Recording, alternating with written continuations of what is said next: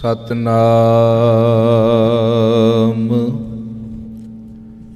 ਵਾਹਿਗੁਰੂ ਸਾਹਿਬ JIO.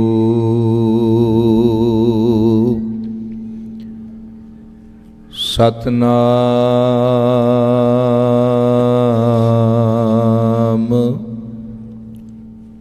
Waheguru ਸਾਹਿਬ JIO.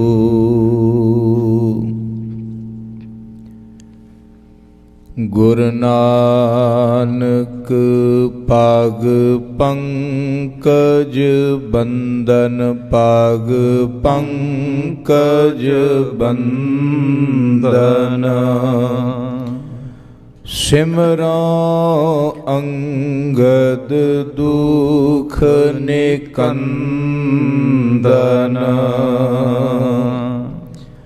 Guru Amardas ਹਿਰਦੈ ਨਿਤ ਧਿਆਉ, ਹਿਰਦੈ ਨਿਤ ਧਿਆਉ।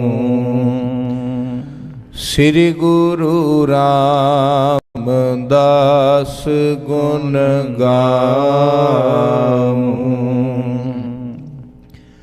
ਗੁਰ ਅਰਜੁਨ ਬਿਗਨਨ ਕੇ ਨਾਸਕ, ਬਿਗਨਨ ਕੇ ਨਾਸਕ। ਸ੍ਰੀ ਹਰਿ ਗੋਬਿੰਦ ਸ਼ੁਭ ਮਤ ਪ੍ਰਕਾਸ਼ਕ। ਸ੍ਰੀ ਹਰਿ ਰਾਇ ਨਮੋ ਕਰ ਜੋਰੀ, ਨਮੋ ਕਰ ਜੋਰੀ। ਸ੍ਰੀ ਹਰਿ ਕ੍ਰਿਸ਼ਨ ਮਨਾਉ ਬਹੋਰੀ।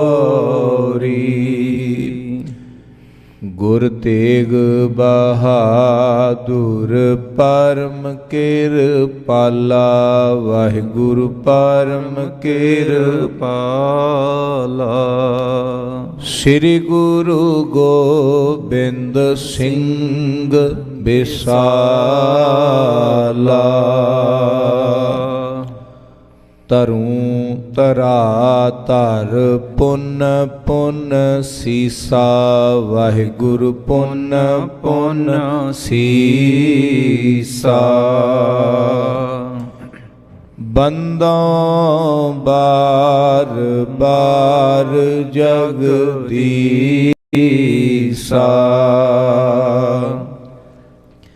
ਯਾ ਮੈਂ ਅੰਮ੍ਰਿਤ ਗਿਆਨ ਹੈ, ਮਾਨਿਕ ਭਗਤ ਬੈਰਾਗ। ਸ੍ਰੀ ਗੁਰੂ ਗ੍ਰੰਥ ਸਾਹਿਬ ਉਦਦ, ਬੰਦੋਂ ਕਰ ਅਨੁਰਾਗ। ਏਕ ਓੰਕਾਰਾ ਸਤਿਗੁਰੂ, ਤਿਹ ਪ੍ਰਸਾਦ ਸਚ ਹੋਏ। ਵਾਹਿਗੁਰੂ ਜੀ ਕੀ ਫਤਿਹ ਹੈ, ਵਿਘਨ ਬਿਨਾਸਣ ਸੋਏ। ਵਾਹਿਗੁਰੂ ਜੀ ਕੀ ਫਤਿਹ ਹੈ, ਵਿਘਨ ਬਿਨਾਸਣ ਸੋਏ। ਸਤਨਾਮ ਸ੍ਰੀ ਵਾਹਿਗੁਰੂ ਸਾਹਿਬ ਜੀਓ। ਦੋਹਰਾ। ਖਾਣ ਵਜੀਦਾ ਨਿਕਸ ਕੈ, ਆਇਓ ਸਭਾ ਸਥਾਨ। ਬਰਿੰਦ ਚਮਹੂ ਪਤ ਮਿਲ ਗਏ, ਬੈਠੇ ਮੇਲ ਮਹਾਨ। ਖਾਨ ਵਜੀਦਾ ਨਿਕਸ ਕੈ, ਆਇਓ ਸਭਾ ਸਥਾਨ। ਵਾਹਿਗੁਰੂ ਜੀ ਕਾ ਖਾਲਸਾ, ਵਾਹਿਗੁਰੂ ਜੀ ਕੀ ਫਤਿਹ। ਪਰਮ ਸਨਮਾਨਯੋਗ ਸਤਿਗੁਰੂ ਧੰਨ ਧੰਨ ਸ੍ਰੀ ਗੁਰੂ ਗ੍ਰੰਥ ਸਾਹਿਬ ਕਿਰਪਾਲੂ ਸਤਿਗੁਰੂ ਜੀ ਦੀ ਪਾਵਨ ਪਵਿੱਤਰ ਹਜ਼ੂਰੀ ਅੰਦਰ ਸੰਧਿਆ ਦੇ ਦੀਵਾਨਾਂ ਦੀ ਹਾਜ਼ਰੀ ਭਰ ਰਹੀ ਗੁਰੂ ਰੂਪ ਸਾਧ ਸੰਗਤ ਜੀ, ਆਪ ਜੀ ਵਡਭਾਗੇ ਹੋ ਜੋ ਗੁਰੂ ਕਿਰਪਾ ਸਦਕਾ ਪਾਵਨ ਚਰਨਾਂ ਵਿੱਚ ਜੁੜ ਬੈਠੇ ਹੋ। ਪਿਆਰ ਸਹਿਤ ਗੁਰੂ ਸਵਾਰਿਆਂ ਪਾਸੋਂ ਸੋ ਦਰ ਰਹਿਰਾਸ ਸਾਹਿਬ ਬਾਣੀ ਦੇ ਪਾਠ ਅਤੇ ਅੰਮ੍ਰਿਤ ਗੁਰਬਾਣੀ ਦਾ ਕੀਰਤਨ ਆਪ ਜੀ ਨੇ ਸਰਵਨ ਕੀਤਾ ਹੈ। ਆਓ ਇਸ ਤੋਂ ਉਪਰੰਤ ਜੋ ਹਰ ਰੋਜ਼ ਆਪਾਂ ਸ਼ਾਮਾਂ ਦੇ ਦੀਵਾਨਾਂ ਵਿੱਚ ਲੜੀਵਾਰ ਗੁਰੂ ਇਤਿਹਾਸ ਸਰਵਨ ਕਰਦੇ ਹਾਂ,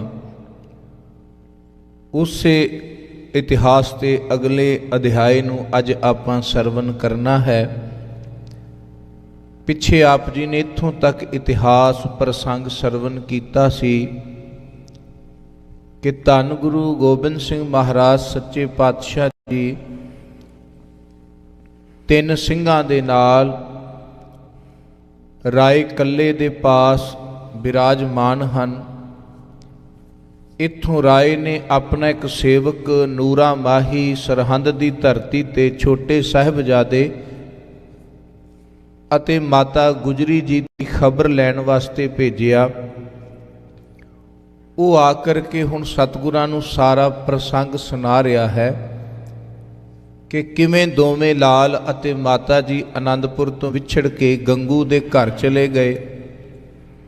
ਉੱਥੋਂ ਉਸਨੇ ਪਾਪ ਕਮਾਇਆ, ਲੋਭੀ ਹੋ ਗਿਆ, ਅਕਿਰਤ ਘਣ ਬਣ ਗਿਆ ਤੇ 2 ਬੱਚੇ ਤੇ ਮਾਤਾ ਜੀ ਨੂੰ ਮੋਰਿੰਡੇ ਪਕੜਾ ਦਿੱਤਾ। ਮੋਰਿੰਡੇ ਤੋਂ ਸਿਪਾਹੀਆਂ ਨੇ ਸਰਹੰਦ ਦੀ ਧਰਤੀ ਤੇ ਜਾ ਕਰ ਕੇ ਸੂਬੇ ਵਜੀਦ ਖਾਨ ਦੇ ਸਪੁਰਦ ਕਰ ਦਿੱਤੇ।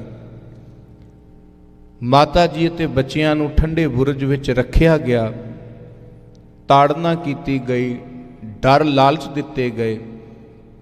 ਉਹ ਸਾਰਾ ਪ੍ਰਸੰਗ ਮਹਾਂਕਵੀ ਜੀ ਨੇ ਜਿਵੇਂ ਆਪਣੇ ਅੱਖਰਾਂ ਵਿੱਚ ਉਕਰਿਆ ਹੈ, ਆਪਾਂ ਉਸ ਨੂੰ ਸਮਝਣ ਦਾ, ਵਿਚਾਰਨ ਦਾ ਯਤਨ ਕਰਾਂਗੇ। ਆਓ ਵਿਚਾਰਾਂ ਦੀ ਆਰੰਭਤਾ ਤੋਂ ਪਹਿਲਾਂ ਰਸਨਾ ਪਵਿੱਤਰ ਕਰੀਏ।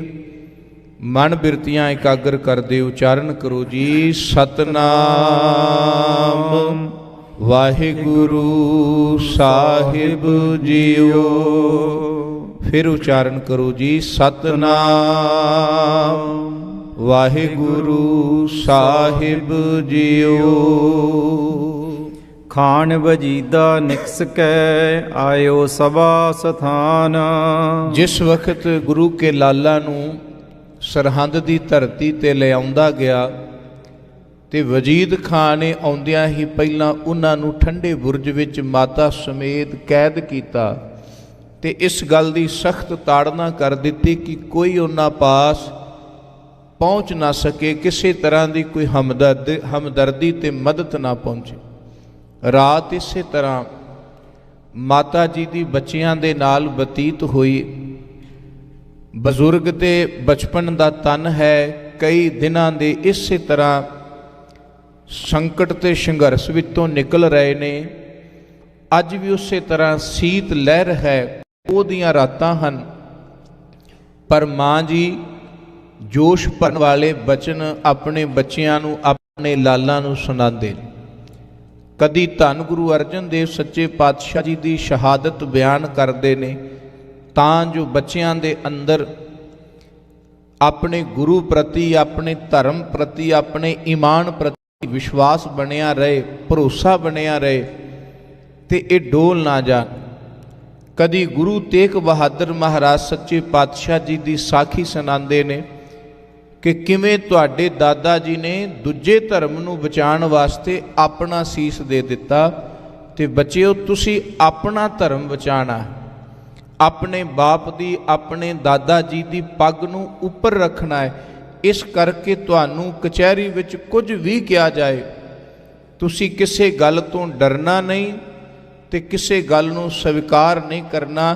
ਗੁਰੂ ਦੀ ਮੱਤ ਦੇ ਅਨੁਸਾਰ, ਗੁਰੂ ਦੇ ਆਸੇ ਅਨੁਸਾਰ ਤੁਰਨਾ ਹੈ। ਰਾਤ ਇਸੇ ਤਰ੍ਹਾਂ ਬਚਨ ਸੁਣਾ ਕੇ ਮਾਤਾ ਜੀ ਨੇ ਬੱਚਿਆਂ ਨੂੰ, ਆਪਣੇ ਪੋਤਰਿਆਂ ਨੂੰ ਤਿਆਰ ਕੀਤਾ, ਉਹਨਾਂ ਵਿੱਚ ਜਜ਼ਬਾ ਭਰਿਆ ਤੇ ਇਸ ਤਰ੍ਹਾਂ ਰਾਤ ਬਤੀਤ ਹੁੰਦੀ ਹੈ। ਮਾਂ ਕਵੀ ਜੀ ਕਹਿੰਦੇ ਦਿਨ ਚੜ੍ਹਦਾ, ਸੂਬਾ ਸਰਹੰਦ ਆਪਣੀ ਕਚਹਿਰੀ ਲਾਂਦਾ, ਆਪਣਾ ਦਰਬਾਰ ਲਾਂਦਾ ਹੈ। ਬਰਿੰਦ ਚਮੂ ਪਤ ਮਿਲ ਗਏ, ਬੈਠੇ ਮੇਲ ਮਹਾਨ। ਉਹਦੀ ਕਚਹਿਰੀ ਦੇ ਵਿੱਚ, ਉਹਦੇ ਦਰਬਾਰ ਦੇ ਵਿੱਚ ਕਈ ਰਾਜੇ ਆ ਗਏ, ਕਈ ਅਹਿਲਕਾਰ ਆ ਗਏ, ਕਈ ਵਜ਼ੀਰ ਸੰਤਰੀ ਆ ਗਏ। ਉਹਦੇ ਸਲਾਹ ਕਰਾ ਕੇ ਮਿਲ ਕੇ ਬੈਠਦੇ ਨੇ ਤੇ ਮਸਲਤ ਕਰਦੇ ਨੇ, ਮਸ਼ਵਰਾ ਕਰਦੇ ਹਨ। ਚੌਪਾਈ ਸੁਣ ਪ੍ਰਭ ਮਾਹੀ ਕਰੈ ਬਤਾਵਨ, ਇੱਕ ਸਿੱਖ ਮੋਕੋ ਕੀਨ ਸੁਨਾਵਨ। ਇਹ ਗੁਰਦੇਵ ਪਿਤਾ ਮਹਾਰਾਜ ਜੀ ਨੂੰ ਨੂਰਾ ਮਾਹੀ ਸੁਣਾ ਰਿਹਾ ਮਾਂ ਕਵੀ ਜੀ ਨੇ। ਵਿੱਚ ਵਿੱਚ ਉਹਨਾਂ ਦਾ ਜ਼ਿਕਰ ਕਰਕੇ ਭਾਵ ਇਹ ਸਾਡੇ ਅੰਦਰ ਪ੍ਰਸੰਗ ਦਾ ਧਿਆਨ ਚੱਲਦਾ ਰਹੇ ਕਿ ਇਹ ਪ੍ਰਸੰਗ ਜਿਹੜਾ ਹੈ ਇਹ ਨੂਰਾ ਮਾਹੀ ਗੁਰੂ ਗੋਬਿੰਦ ਸਿੰਘ ਮਹਾਰਾਜ ਸੱਚੇ ਪਾਤਸ਼ਾਹ ਜੀ ਨੂੰ ਸੁਣਾ ਰਿਹਾ। ਤੇ ਕਹਿਣ ਲੱਗਾ ਸਤਿਗੁਰੂ ਜੀ ਸੁਣੋ, ਇਸ ਤਰ੍ਹਾਂ ਜਦੋਂ ਮੈਂ ਸਰਹੰਦ ਪੁੱਜਾ, ਮੈਂ ਕਈਆਂ ਨਾਲ ਗੱਲਾਂ ਬਾਤਾਂ ਕੀਤੀਆਂ ਤੇ ਉੱਥੇ ਹੀ ਇੱਕ ਸਿੱਖ ਮੈਨੂੰ ਮਿਲਿਆ, ਉਸਨੇ ਇਹ ਸਾਰੀ ਵਿਥਿਆ ਸੁਣਾਈ। ਜਥਾ ਜੋਗ ਮੈਂ ਬੂਝ ਬਿਰਤੰਤਾ, ਸੋ ਤੁਮ ਪਾਸ ਭਣੋ ਭਗਵੰਤਾ। ਜਥਾ ਜੋਗ ਜਿਵੇਂ ਜਿਵੇਂ ਮੈਨੂੰ ਪਤਾ ਲੱਗਾ, ਜਿਵੇਂ ਜਿਵੇਂ ਉੱਥੇ ਲੋਕਾਂ ਮੈਨੂੰ ਸੁਣਾਇਆ, ਉਹ ਮੈਂ ਸੁਣ ਕੇ ਸਮਝ ਕੇ ਆਪ ਜੀ ਨੂੰ ਦੱਸ ਰਿਹਾ ਹਾਂ। ਮੁਗਲ ਪਠਾਨ ਦੀਵਾਨ ਮਹਾਨਾ, ਆਣ ਥਿਰੇ ਜਹੈ ਸਭਾ ਸਥਾਨਾ। ਕਹਿੰਦੇ ਉਹਨਾਂ ਆਪਣੀ ਸਭਾ ਲਾਈ, ਉਹਦੇ ਵਿੱਚ ਮੁਗਲ ਪਠਾਨ ਵੱਡੇ ਵੱਡੇ ਉਹਨਾਂ ਦੇ ਅਹਿਲਕਾਰ ਆ ਕੇ ਬੈਠ ਗਏ। ਦੂਰ ਦੂਰ ਲਗ ਗਿਰਦ ਸਰਹੰਦ, ਹੋਤੇ ਤਹਾਂ ਮਿਲ ਬੈਠੇ ਬਰਿੰਦ। ਕਹਿੰਦੇ ਦੂਰ ਦੂਰ ਤੱਕ ਸਰਹੰਦ ਦੇ ਮਾਤ ਹਿੱਤ ਜਿਹੜੇ ਸਨ ਉਹ ਸਾਰੇ ਆ ਕੇ ਉਸ ਸਭਾ ਦੇ ਵਿੱਚ ਆਣ ਕੇ ਬੈਠਦੇ ਹਨ। ਹਿੰਦੂ ਖੱਤਰੀ ਬਣਕ ਕਤੇਕ, ਪੁਰਜਨ ਦੇਖਣ ਹੇਤ ਅਨੇਕ। ਕੁਝ ਲੋਕ ਤਾਂ ਉਹ ਸਨ ਜਿਹੜੇ ਵਜੀਦ ਖਾਨ ਦੇ ਆਪਣੇ ਸਨ, ਜਿਹੜੇ ਆਸੇ ਪਾਸੇ ਦੇ ਸ਼ਹਿਰਾਂ ਨਗਰਾਂ 'ਚ ਵੀ ਉਹਦੇ ਵੱਡੇ ਵੱਡੇ ਅਹਿਲਕਾਰ ਆਏ ਸਨ, ਤੇ ਕੁਝ ਸਰਹੰਦ ਦੇ ਰਹੀਸ਼ ਬੰਦੇ ਜਿਹੜੇ ਵੱਡੇ ਵੱਡੇ ਅਹੁਦੇਦਾਰ ਸਨ, ਉਹ ਬੰਦੇ ਤੇ ਕੁੱਲ ਜ਼ਾਤਾਂ ਪਾਤਾਂ ਦੇ ਕਹਿੰਦੇ ਹਿੰਦੂ ਖੱਤਰੀ ਬਨਿਕ ਇਤਿਆਦਿਕ ਵਪਾਰੀ ਲੋਕ ਉਹ ਵੀ ਆ ਕਰਕੇ ਉਸ ਸਭਾ ਨੂੰ ਵੇਖਣ ਲੱਗੇ ਹਨ। ਭਈ ਸਭਾ ਮੈਂ ਵੀ ਭੀਰ ਬਿਸਾਲਾ, ਬੈਠੇ ਜਾਲ ਖਰੇ ਨਰ ਜਾਲਾ। ਕਹਿਣ ਲੱਗੇ ਬਹੁਤ ਵੱਡੀ ਭੀੜ ਅੱਜ ਸੂਬਾਏ ਸਰਹੰਦ ਦੀ ਸਭਾ ਵਿੱਚ ਲੱਗੀ ਹੋਈ ਹੈ, ਬਹੁਤੇ ਲੋਕ ਬੈਠੇ ਹੋਏ ਨੇ ਤੇ ਬਹੁਤ ਸਧਾਰਨ ਜਨ ਲੋਕ, ਨਗਰ ਦੇ ਲੋਕ ਉਹ ਖਲੋ ਕਰਕੇ ਇੰਤਜ਼ਾਰ ਪਏ ਕਰਦੇ ਹਨ। ਰੰਗਰ ਗ੍ਰਾਮ ਮੁਰੰਡੇ ਬਾਸੀ, ਸੋ ਸਰਦਾਰ ਹੁਤੋ ਦਲ ਪਾਸੀ। ਕਹਿੰਦੇ ਮੁਰਿੰਡੇ ਨਗਰ ਦਾ ਇੱਕ ਸਰਦਾਰ ਜਿਹੜਾ ਸੀ, ਅਹਿਲਕਾਰ ਜਿਹੜਾ ਸੀ, ਉਹ ਵੀ ਵਿੱਚ ਆਇਆ ਹੈ। ਤਿਸ ਕੀ ਦਿਸ਼ਾ ਕਰੇ ਤਬ ਨੈਨਾ, ਬੋਲਿਓ ਤਬ ਵਜੀਦ ਖਾਂ ਬੈਨਾ। ਕਹਿਣ ਲੱਗੇ ਉਹਦੇ ਵੱਲ ਸਾਰਿਆਂ ਵੇਖਿਆ, ਕਿਉਂਕਿ ਉਹਦੇ ਤੋਂ ਹੀ ਸਾਰੀ ਵਾਰਤਾ ਸ਼ੁਰੂ ਹੋਣੀ ਹੈ ਨਾ। ਉਹਦੇ ਵੱਲ ਸਾਰਿਆਂ ਦੀਆਂ ਅੱਖਾਂ ਟਿਕੀਆਂ ਹੋਈਆਂ ਨੇ ਤੇ ਵਜ਼ੀਦ ਖਾਂ ਸਭਾ ਸ਼ੁਰੂ ਕਰਦਾ ਹੈ। ਉੱਤਰ ਗੁਰੂ ਕੇ ਜਹਾਂ ਬਿਠਾਏ, ਤਹ ਤੇਲੇ ਆਵੋ ਇਸ ਥਾਏ। ਕਹਿਣ ਲੱਗੇ ਆਪਣੇ ਉਸ ਜਰਨੈਲ ਨੂੰ ਵਜ਼ੀਦ ਖਾਂ ਕਹਿੰਦਾ ਹੈ ਵੀ ਜਿੱਥੇ ਰਾਤ ਗੁਰੂ ਪੁੱਤਰਾਂ ਨੂੰ ਕੈਦ ਕੀਤਾ ਗਿਆ ਨਾ, ਜਾਓ ਉਹ ਦੋਵੇਂ ਗੁਰੂ ਗੋਬਿੰਦ ਸਿੰਘ ਦੇ ਪੁੱਤਰ ਸਭਾ ਵਿੱਚ ਮੇਰੀ ਕਚਹਿਰੀ ਵਿੱਚ ਪੇਸ਼ ਕਰੋ। ਸਾਦਰ ਮਿਰਦਲ ਬਾਕ ਕਹਿ ਕਰਕੈ, ਦੇਹੋ ਦਿਲਾਸਾ ਲਿਹੋ ਸਿਧਰਕੈ। ਨਾਲੇ ਗੱਲ ਕਹਿ ਦਿੱਤੀ ਵਜ਼ੀਦ ਖਾਨ ਨੇ ਵੀ ਜਿਵੇਂ ਵੀ ਹੋ ਸਕੇ ਸਾਦਰ ਮ੍ਰਿਦਲ ਵੀ ਕੋਮਲ ਬਚਨ ਕਹਿ ਕੇ ਪਹਿਲਾਂ ਪਹਿਲ ਪੁਚਕਾਰ ਕੇ ਬੱਚੇ ਨੇ, ਪੁਚਕਾਰ ਕੇ ਉਹਨਾਂ ਨੂੰ ਲਾੜ ਦੇ ਕਰਕੇ ਝੂਠਾ ਵਕਤੀ ਤੌਰ ਤੇ ਆਪਣੇ ਹਿੱਤ ਵੱਲ ਆਪਣੇ ਵਸ ਵਿੱਚ ਕਰ ਲਵੋ। ਮੋਰਿੰਡੇਸ਼ ਸੁਣ ਕਰ ਤਹ ਗਇਓ, ਦਾਦੀ ਪੁੱਤਰ ਬਿਲੋਕਤ ਭਇਓ। ਉਹ ਮੋਰਿੰਡੇ ਦਾ ਇਹਦਾ ਸਰਦਾਰ ਆਪਣੇ ਵਜ਼ੀਰ ਦੀ ਆਪਣੇ ਸੂਬੇ ਦੀ ਗੱਲ ਸੁਣ ਕੇ ਠੰਡੇ ਬੁਰਜ ਵੱਲ ਗਿਆ। ਉਸਨੇ ਉੱਥੇ ਮਾਤਾ ਗੁਜਰੀ ਜੀ ਨੂੰ ਦੇਖਿਆ, ਦੋਵੇਂ ਲਾਲਾਂ ਨੂੰ ਦੇਖਿਆ ਕਿ ਦੋਵੇਂ ਬੜੇ ਪ੍ਰੇਮ ਦੇ ਨਾਲ ਆਪਣੀ ਦਾਦੀ ਮਾਂ ਦੇ ਨਜ਼ਦੀਕ ਹੋ ਕਰਕੇ ਬੈਠੇ ਹਨ। ਨਿਕਟ ਪਹੁੰਚ ਬੋਲਿਓ ਸੁਣ ਮਾਈ, ਸਭਾ ਨਿਬਾਬ ਲੋਕ ਸਮਦਾਈ। ਜਦੋਂ ਮਾਤਾ ਗੁਜਰੀ ਜੀ ਦੇ ਨੇੜੇ ਗਿਆ ਤੇ ਜਾ ਕੇ ਕਹਿਣ ਲੱਗਾ, ਮਾਈ ਜੀ ਗੱਲ ਸੁਣੋ, ਸੂਬੇ ਵਜ਼ੀਰ ਖਾਨ ਦੀ ਲੱਗੀ ਹੈ ਕਚਹਿਰੀ ਤੇ ਉਹਦੇ ਕਾਜ਼ੀ ਮੌਲਵੀ ਮੰਤਰੀ ਸੰਤਰੀ ਸਾਰੇ ਉੱਥੇ ਇਕੱਤਰ ਹੋਏ ਨੇ, ਉੱਥੇ ਜੁੜ ਬੈਠੇ ਹਨ। ਤਿੰਨ ਸਭ ਹੂੰ ਨਾ ਹੀਰਬੇ ਕਾਰਨ, ਗੁਰਸੁਤ ਦੋਨੋਂ ਕਰੇ ਹਕਾਰਨ। ਉਹ ਸਾਰਿਆਂ ਨੇ ਮਤਾ ਕੀਤਾ ਹੈ ਤੁਹਾਡੇ ਪੋਤਰਿਆਂ ਨੂੰ ਮਿਲਣਾ ਚਾਹੁੰਦੇ ਨੇ। ਹੇਰਨ ਦਾ ਅਰਥ ਹੁੰਦਾ ਵੇਖਣਾ ਚਾਹੁੰਦੇ ਨੇ। ਇਹਨਾਂ ਨੂੰ ਮਿਲਣਾ ਚਾਹੁੰਦੇ ਨੇ, ਵੇਖਣਾ ਚਾਹੁੰਦੇ ਨੇ। ਇਸ ਕਰਕੇ ਤੁਹਾਡੇ ਦੋਵੇਂ ਪੌਤਰ ਪੋਤਰੇ ਕਚਹਿਰੀ ਵਿੱਚ ਲੈ ਜਾਣ ਵਾਸਤੇ ਮੈਨੂੰ ਭੇਜਿਆ ਹੈ। ਸੁਣਤ ਮਾਤ ਕੰਪਤ ਦੁਖ ਪਾਇਓ, ਰੰਗਰ ਸੰਗ ਬਾਕੇ ਮੈਂ ਗਾਇਓ। ਮਾਤਾ ਗੁਜਰੀ ਜੀ ਨੇ ਜਦੋਂ ਇਹ ਬਚਨ ਸੁਣੇ ਨਾ ਤੇ ਮਨ ਵਿੱਚ ਬੜਾ ਰੋਸ ਆ ਗਿਆ। ਤੇ ਜਿਹੜਾ ਸਰਦਾਰ ਲੈਣ ਆਇਆ ਸੀ, ਕਿਉਂਕਿ ਜਾਣਦੇ ਸਨ ਉਹਨਾਂ ਦੇ ਵਿਚਾਰ ਕੀ ਨੇ, ਉਹਨਾਂ ਦੀ ਸੋਚ ਕੀ ਹੈ, ਉਹ ਕਿਸ ਜ਼ੁਲਮ ਤੱਕ ਗਏ ਹੋਏ ਨੇ ਤੇ ਜਾ ਸਕਦੇ ਨੇ। ਇਸ ਕਰਕੇ ਜਦੋਂ ਇਕੱਲੇ ਬੱਚਿਆਂ ਨੂੰ ਬੁਲਾਇਆ ਤੇ ਮਾਤਾ ਜੀ ਨੂੰ ਦੂਰ ਦੀ ਸੁੱਝ ਗਈ ਤੇ ਉਹਨੂੰ ਪੁੱਛਣ ਲੱਗੇ, ਜਿਹੜਾ ਸਰਦਾਰ ਬੱਚਿਆਂ ਨੂੰ ਲੈਣ ਆਇਆ ਸੀ। ਗੁਰ ਕੇ ਪੁੱਤਰ ਗਏ ਤਿਨ ਸੰਗ, ਸੁਧ ਨਾ ਤਿਨੋਂ ਕੀ ਭਾ ਕਿਮ ਢੰਗ। ਉਸ ਸਰਦਾਰ ਨੂੰ ਕਹਿਣ ਲੱਗੇ, ਵੇਖ ਪੁੱਤਰ, ਜਿਹੜੇ ਗੁਰੂ ਗੋਬਿੰਦ ਸਿੰਘ ਮਹਾਰਾਜ ਸੱਚੇ ਪਾਤਸ਼ਾਹ ਜੀ ਦੇ ਵੱਡੇ ਪੁੱਤਰ ਹਨ ਨਾ, ਜਿਹੜੇ ਜੂਝਣ ਵਾਲੇ ਨੇ, ਉਹ ਤੇ ਗੁਰੂ ਸਾਹਿਬ ਜੀ ਦੇ ਨਾਲ ਹੀ, ਪੁੱਤਰ ਗੋਬਿੰਦ ਦੇ ਨਾਲ ਹੀ ਚਲੇ ਗਏ ਹਨ। ਏ ਜਗ ਬਾਰਕ ਪਾਰਕ ਮੇਰੇ, ਬਹੁ ਪ੍ਰਤਪਾਰੇ ਕੀਨ ਬਡੇਰੇ। ਕਹਿਣ ਲੱਗੇ, ਇਹ ਤਾਂ ਵਿਚਾਰੇ ਬੱਚੇ ਨੇ ਤੇ ਮੈਂ ਹੀ ਇਹਨਾਂ ਨੂੰ ਪਾਲ ਰਹੀ ਹਾਂ, ਮੇਰੇ ਪਾਲਕ ਨੇ। ਇਹ ਤਾਂ ਕਿਸੇ ਜੰਗ ਵਿੱਚ, ਕਿਸੇ ਯੁੱਧ ਵਿੱਚ ਸ਼ਾਮਲ ਹੀ ਨਹੀਂ ਹੋਏ, ਇਹ ਤਾਂ ਮਾਸੂਮ ਜਿੰਦਾ ਹਨ।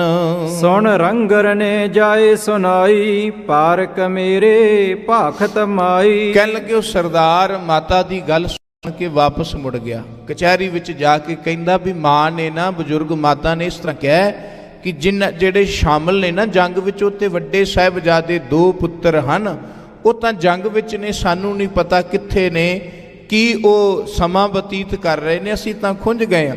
ਤੇ ਇਹ ਵਿਚਾਰੇ ਤਾਂ ਛੋਟੇ ਬਾਲਕ ਨੇ, ਮੇਰੇ ਪਾਲਕ ਨੇ, ਮੈਂ ਇਹਨਾਂ ਨੂੰ ਪਾਲ ਰਹੀ ਹਾਂ, ਮੇਰੇ ਆਪਣੇ ਬੱਚੇ ਨੇ, ਮੈਂ ਇਹਨਾਂ ਦੀ ਸਾਂਭ ਸੰਭਾਲ ਕਰਦੀ ਹਾਂ। ਇਹਨਾਂ ਦੇ ਵਿੱਚੋਂ ਇਹਨਾਂ ਨਿੱਕਿਆਂ ਬੱਚਿਆਂ ਨੇ ਤੇ ਕਿਸੇ ਜੰਗ ਵਿੱਚ, ਕਿਸੇ ਯੁੱਧ ਵਿੱਚ ਹਿੱਸਾ ਨਹੀਂ ਲਿਆ। ਸੁੱਚਾ ਆਨੰਦ ਖਤਰੀ ਇਕ ਨੀਚ, ਬੈਠਿਓ ਤਹਾਂ ਸਭਾ ਕੇ ਬੀਚ। ਉਹਨਾਂ ਸਾਰੀਆਂ ਸਭਾ ਦੇ ਵਿੱਚ ਨਾ, ਜਿੱਥੇ ਵੱਡੇ ਵੱਡੇ ਮੰਤਰੀ ਸੰਤਰੀ ਬੈਠੇ ਸਨ, ਉੱਥੇ ਸੂਬਾ ਵਜ਼ੀਰ ਖਾਨ ਦਾ ਇੱਕ ਸਲਾਹਕਾਰ ਵੀ ਹੈ, ਤਾਂ ਹਿੰਦੂ ਜ਼ਾਤ ਦਾ ਸੀ। ਸੁੱਚਾ ਆਨੰਦ ਖੱਤਰੀ ਇਤਿਹਾਸ ਵਿੱਚ ਉਹਦਾ ਨਾਂ ਆਇਆ, ਪਰ ਗੁਰੂ ਕੇ ਸਿੱਖਾਂ ਨੇ ਉਹਨੂੰ ਝੂਠਾ ਆਨੰਦ ਆਖਿਆ, ਕਿਉਂਕਿ ਚੰਗਾ ਨਾਂ ਰਖਾਣ ਦੇ ਨਾਲ ਕੋਈ ਚੰਗਾ ਨਹੀਂ ਬਣ ਜਾਂਦਾ ਜਿੰਨਾ ਚਿਰ ਉਹਦੇ ਗੁਣ ਵੀ ਚੰਗੇ ਨਾ ਹੋ। ਸੰਸਾਰ ਜਗਤ ਵਿੱਚ ਬੜੇ ਬੜੇ ਲੋਕ ਨੇ ਜਾਂ ਉਹਨਾਂ ਦੇ ਮਾਪੇ ਨੇ ਇਸ ਉਮੀਦ ਨਾਲ ਸੰਤਾਨ ਦੀ, ਆਪਣੇ ਔਲਾਦ ਦਾ ਨਾਮਕਰਨ ਬੜਾ ਵੱਡਾ ਕਰ ਦਿੰਦੇ ਨੇ। ਬੜੇ ਸੋਹਣੇ ਸੋਹਣੇ ਚੁਣ ਚੁਣ ਕੇ, ਜਿਨ੍ਹਾਂ ਸ਼ਬਦਾਂ ਦੇ ਬੜੇ ਉੱਚੇ ਸੁੱਚੇ ਭਾਵ ਹੁੰਦੇ ਨਾ, ਉਹ ਰੱਖ ਤਾਂ ਦਿੱਤਾ ਜਾਂਦਾ ਨਾ, ਪਰ ਉਸ ਨਾਮ ਦੇ ਨਾਲ ਜੀਵਨ ਨਹੀਂ ਮਿਲਦਾ ਹੁੰਦਾ। ਇਸ ਕਰਕੇ ਉਹ ਨਾਮ ਵੀ ਉਹਨਾਂ ਤੇ ਢੁਕਦਾ ਨਹੀਂ ਹੁੰਦਾ। ਤੇ ਫਿਰ ਦੁਨੀਆ ਦੇ ਲੋਕ ਉਹਦੇ ਲੱਛਣ ਵੇਖ ਕਰਕੇ ਸੰਸਾਰ ਦੇ ਵਿੱਚ ਉਹਨੂੰ ਇੱਕ ਕਰਮ ਨਾਮ ਦੇ ਦਿੰਦੇ ਨੇ। ਜਿਹੋ ਜਿਹਾ ਕਰਮ ਹੋਵੇ ਉਹੋ ਜਿਹਾ ਸੰਸਾਰ ਵਿੱਚ ਨਾਮ ਮਿਲ ਜਾਂਦਾ ਹੈ।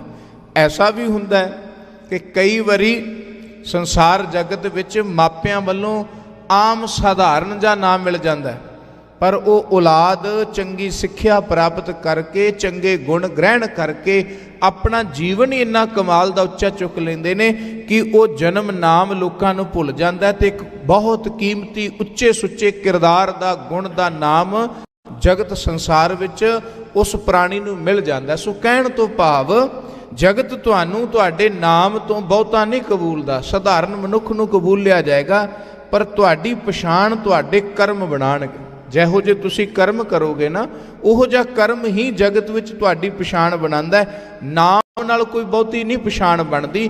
ਹਾਂ, ਕਰਮ ਕਰਕੇ ਨਾਮ ਦੀ ਪਛਾਣ ਬਣ ਜੇ ਵੱਖਰੀ ਗੱਲ ਹੈ, ਪਰ ਸਾਡੀ ਪਹਿਚਾਣ ਇਸ ਕਰਕੇ ਨਹੀਂ ਬਣਦੀ ਵੀ ਕਿਸੇ ਦਾ ਨਾਮ ਬੜਾ ਵੱਡਾ ਹੈ, ਬੜਾ ਸੋਹਣਾ ਹੈ, ਬੜੇ ਭਾਵ ਵਾਲਾ ਹੈ, ਬੜਾ ਪੁਰਾਣਾ ਕੋਈ ਨਾਮ ਚੁਣ ਕੇ ਲੈ ਆਂਦਾ ਤੇ ਨਾਂ ਰੱਖ ਦਿੱਤਾ ਤੇ ਬੰਦੇ ਆਖਣ ਵੀ ਇਹਦੀ ਨਾਮ ਕਰਕੇ ਪਛਾਣ ਹੋ ਗਈ। ਨਹੀਂ, ਇੱਥੋਂ ਤੱਕ ਕਿ ਸੰਸਾਰ ਜਗਤ ਵਿੱਚ ਗੁਰੂ ਸਾਹਿਬਾਨਾਂ ਦੇ ਨਾਂ ਤੇ ਵੀ ਨਾਮ ਰੱਖੇ ਜਾਣ ਲੱਗ ਗਏ, ਪਰ ਨਾਮ ਨਾਲ ਕੋਈ ਉੱਚਾ ਨਹੀਂ ਹੋ ਜਾਂਦਾ, ਕਰਮ ਨਾਲ ਉੱਚਾ ਹੋਣਾ ਹੈ। ਸੋ ਜਿਨਨੇ ਨਾਮ ਉੱਚਾ ਰੱਖ ਲਿਆ ਉਹ ਉੱਚਾ ਨਹੀਂ, ਜਿਨਨੇ ਆਪਣਾ ਕਰਮ ਸੁੱਚਾ ਕਰ ਲਿਆ, ਕਰਮ ਚੰਗੇ ਕਰ ਲਏ, ਉਹ ਕਰਮਾਂ ਕਰਕੇ ਜਗਤ ਵਿੱਚ ਉਹਨੂੰ ਪਛਾਣ ਮਿਲਦੀ ਹੈ।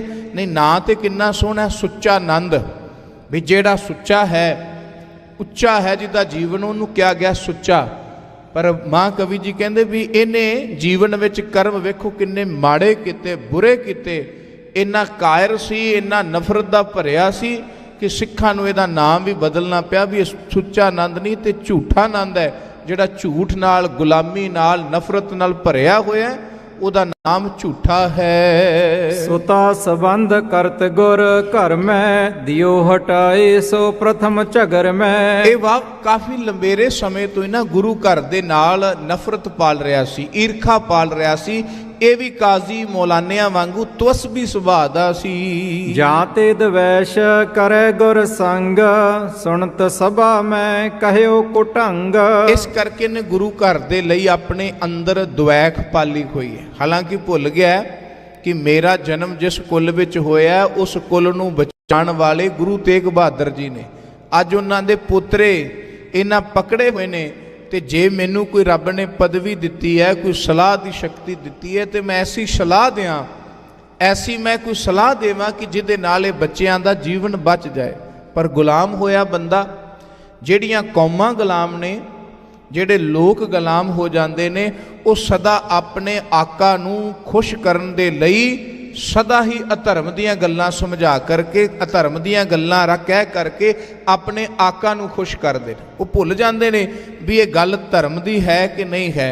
ਇਸੇ ਤਰ੍ਹਾਂ ਸੁੱਚਾ ਆਨੰਦ, ਕਿਉਂਕਿ ਮੁਗਲਾਂ ਦਾ ਰਾਜ ਹੈ ਤੇ ਉਸ ਵਕਤ ਇਹ ਕੌਮਾਂ ਗੁਲਾਮ ਨੇ, ਤੇ ਇਹਨਾਂ ਕੌਮਾਂ ਦੀਆਂ ਗੁਲਾਮੀ ਦੀਆਂ ਜੂਲਾਂ ਲਾਹਣ ਵਾਸਤੇ ਗੁਰੂ ਸਾਹਿਬਾਨ ਨੇ ਆਪਣੀਆਂ ਸ਼ਹਾਦਤਾਂ ਦੇ ਦਿੱਤੀਆਂ।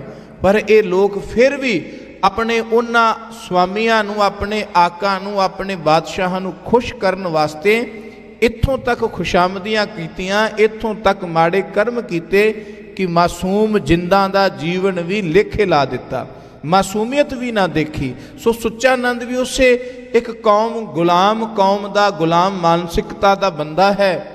ਤੇ ਇਹਨੂੰ ਕੋਈ ਮਤਲਬ ਨਹੀਂ, ਸਿਰਫ ਮਤਲਬ ਇੰਨਾ ਕਿ ਮੈਂ ਖੁਸ਼ਾਮਦੀ ਕਰਕੇ ਆਪਣੇ ਜੀਵਨ ਦੇ ਦਿਨ ਚੰਗੇ ਕੱਟ ਲਵਾਂ, ਆਪਣੀ ਸੰਤਾਨ ਲਈ, ਆਪਣੀ ਕੁੱਲ ਲਈ ਧਨ ਇਕੱਠਾ ਕਰ ਲਵਾਂ, ਪਦਵੀਆਂ ਬਣਾ ਲਾਂ।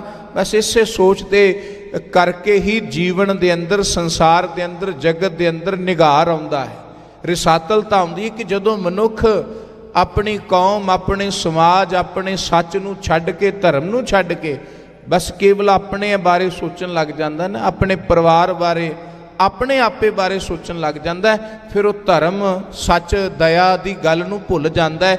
ਹਰ ਉਹ ਹੀ ਕਰਮ ਕਰਦਾ ਵੀ ਜਿਹਦੇ ਨਾਲ ਉਹਦਾ ਫਾਇਦਾ ਹੁੰਦਾ ਹੋਵੇ। ਉਹ ਧਰਮੀ ਕਰਮ ਹੋਵੇ, ਝੂਠ ਹੋਵੇ, ਬੇਈਮਾਨੀ ਹੋਵੇ, ਕਿਸੇ ਦਾ ਘਰ ਲੁੱਟਣਾ ਹੋਵੇ, ਕਿਸੇ ਦੀ ਜਿੰਦ ਲੈਣੀ ਹੋਵੇ, ਕੋਈ ਵਾਸਤਾ ਨਹੀਂ, ਕੋਈ ਫਰਕ ਨਹੀਂ ਪੈਂਦਾ। ਸਿਰਫ ਇੱਕੋ ਹੀ ਮਕਸਦ ਹੁੰਦਾ ਹੈ ਕਿ ਮੈਂ ਆਪਣੇ ਆਕਾ ਖੁਸ਼ ਕਰਕੇ ਧਨ ਦੌਲਤ ਪਦਵੀਆਂ ਕਿਵੇਂ ਹਾਸਲ ਕਰਨੀ। ਸੋ ਇਹ ਐਸੀ ਹੀ ਮਾਨਸਿਕਤਾ ਦਾ ਮਾਲਕ ਸੀ ਇਹ ਸੁੱਚਾ ਆਨੰਦ। ਜਦੋਂ ਇਸ ਨੇ ਦੇਖਿਆ ਨਾ ਵੀ ਮਾਤਾ ਗੁਜਰੀ ਦੇ ਵਚਨ ਆ ਕੇ ਸਰਦਾਰ ਨੇ ਸੁਣਾਏ ਨੇ, ਤੇ ਸ਼ਾਇਦ ਇਹ ਗੱਲਾਂ ਸੁਣ ਕੇ ਵਜੀਦ ਖਾਂ ਜਿਹੜਾ ਪ੍ਰਭਾਵਿਤ ਨਾ ਹੋ ਜਾਏ ਵੀ ਹਾਂ ਸਾਨੂੰ ਇਹਨਾਂ ਮਾਸੂਮਾਂ ਨਾਲ ਕੀ ਲੱਗੇ, ਤੇ ਉਹ ਬਲਦੀ ਤੇ ਤੇਲ ਪਾਉਣ ਵਾਸਤੇ ਆਪਣੇ ਨਫ਼ਰਤ ਭਰੇ ਬੋਲ ਆਖਦਾ ਹੈ। ਪਾਤਸ਼ਾਹੀ ਲਸ਼ਕਰ ਗਣਗਾਰਾ, ਨਹਿ ਪੌਤਰਨ ਤਬ ਪਿਆਰ ਵਿਚਾਰਾ। ਬੜੇ ਨਫ਼ਰਤ ਭਰੇ ਬੋਲ ਉਹਨੇ ਮਾੜੇ ਨੇ ਬੋਲੇ। ਕਹਿਣ ਲੱਗਾ, ਜਦੋਂ ਮਾਤਾ ਜੀ ਦੇ ਬਚਨ ਉਹਨੇ ਆ ਕੇ ਸੁਣਾਏ ਨਾ ਵੀ ਇਹ ਤਾਂ ਮਾਸੂਮ ਬੱਚੇ ਨੇ, ਇਹਨਾਂ ਦਾ ਜੰਗ ਨਾਲ ਕੀ ਵਾਸਤਾ, ਤਾਂ ਇਹ ਸ਼ਬਦ ਸੁਣ ਕੇ ਅਜੇ ਹੋਰ ਤਾਂ ਕੋਈ ਬੋਲਿਆ ਨਹੀਂ। ਸੁੱਚਾ ਆਨੰਦ ਨੇ ਆਪਣਾ ਜ਼ਹਿਰ ਉਗਲਿਆ। ਕਹਿਣ ਲੱਗਾ, ਸਾਡੀ ਪਾਤਸ਼ਾਹੀ ਦਿੱਲੀ ਤੱਕ ਦੀ ਹਿਲਾ ਦਿੱਤੀ, ਸਾਡੇ ਜਰਨੈਲ ਸੂਬੇ ਮਾਰ ਦਿੱਤੇ।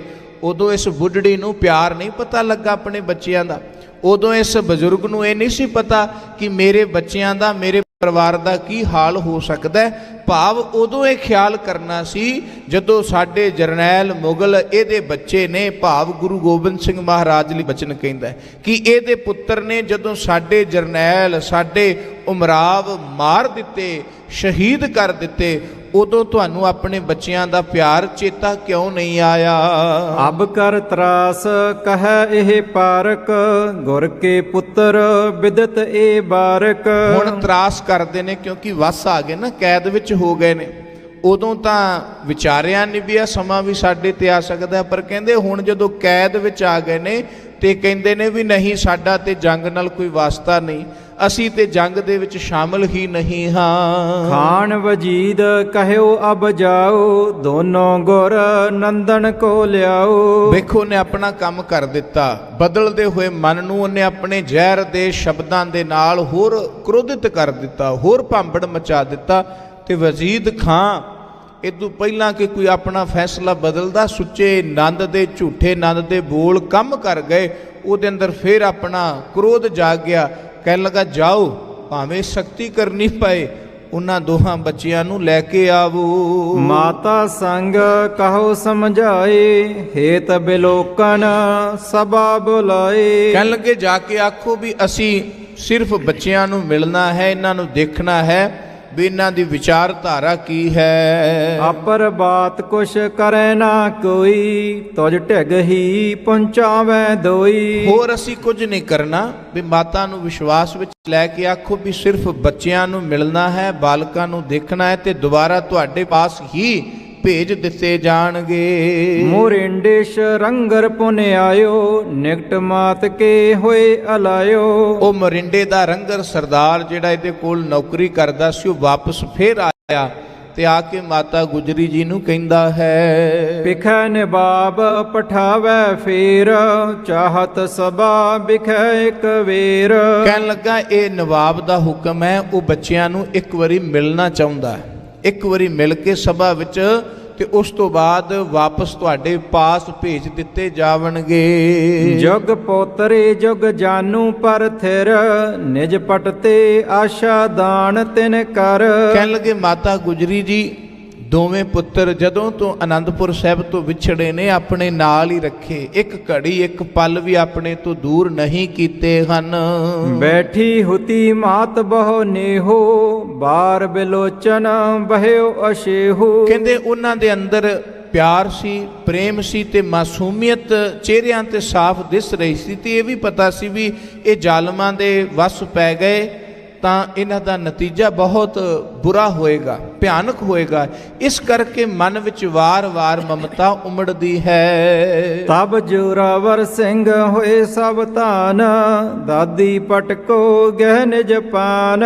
ਕਹਿਣ ਲੱਗੇ ਉਸ ਵਕਤ ਜਦੋਂ ਐਸਾ ਮਮਤਾ ਦੇਖੀ ਨਾ ਤੇ ਗੁਰੂ ਕੇ ਲਾਲ ਬਾਬਾ ਜੋਰਾਵਰ ਸਿੰਘ ਜੀ ਆਪ ਸਾਵਧਾਨ ਹੋਏ, ਆਪਣੇ ਆਪ ਨੂੰ ਉਹਨਾਂ ਨੇ ਸਾਵਧਾਨ ਕੀਤਾ ਤੇ ਦਾਦੀ ਨਾਲ ਬਚਨ ਕਹਿਣ ਲੱਗੇ, ਨਿਜ ਉੱਪਰ ਤੇ ਕਰਿਓ ਉਤਾਰਨ, ਉਠ ਠੰਡੇ ਹੋਏ ਕੀਣੇ ਉਚਾਰਨ। ਕਹਿਣ ਲੱਗੇ ਮਾਤਾ ਜੀ ਨੇ ਨਾ ਆਪਣੇ ਪੱਟਾਂ ਤੇ ਝੋਲੀ 'ਚ ਮਾਨੋ ਸਿਰ ਰੱਖੇ ਸਨ ਤੇ ਆਪਣਾ ਬਸਤਰ ਉਹਨਾਂ ਦੇ ਮੁਖ ਤੇ ਦਿੱਤਾ ਹੋਇਆ ਸੀ। ਜਦੋਂ ਦੁਬਾਰਾ ਇਹ ਰੰਗੜ ਨੇ ਆ ਕਰਕੇ, ਸਰਦਾਰ ਨੇ ਆ ਕਰਕੇ ਆਵਾਜ਼ ਮਾਰੀ ਤੇ ਮਾਂ ਗੁਜਰੀ ਜੀ ਚਾਹੁੰਦੇ ਨੇ ਵੀ ਇਹ ਬੱਚਿਆਂ ਨੂੰ ਨਾਲ ਲੈ ਕੇ ਨਾ ਜਾਣ।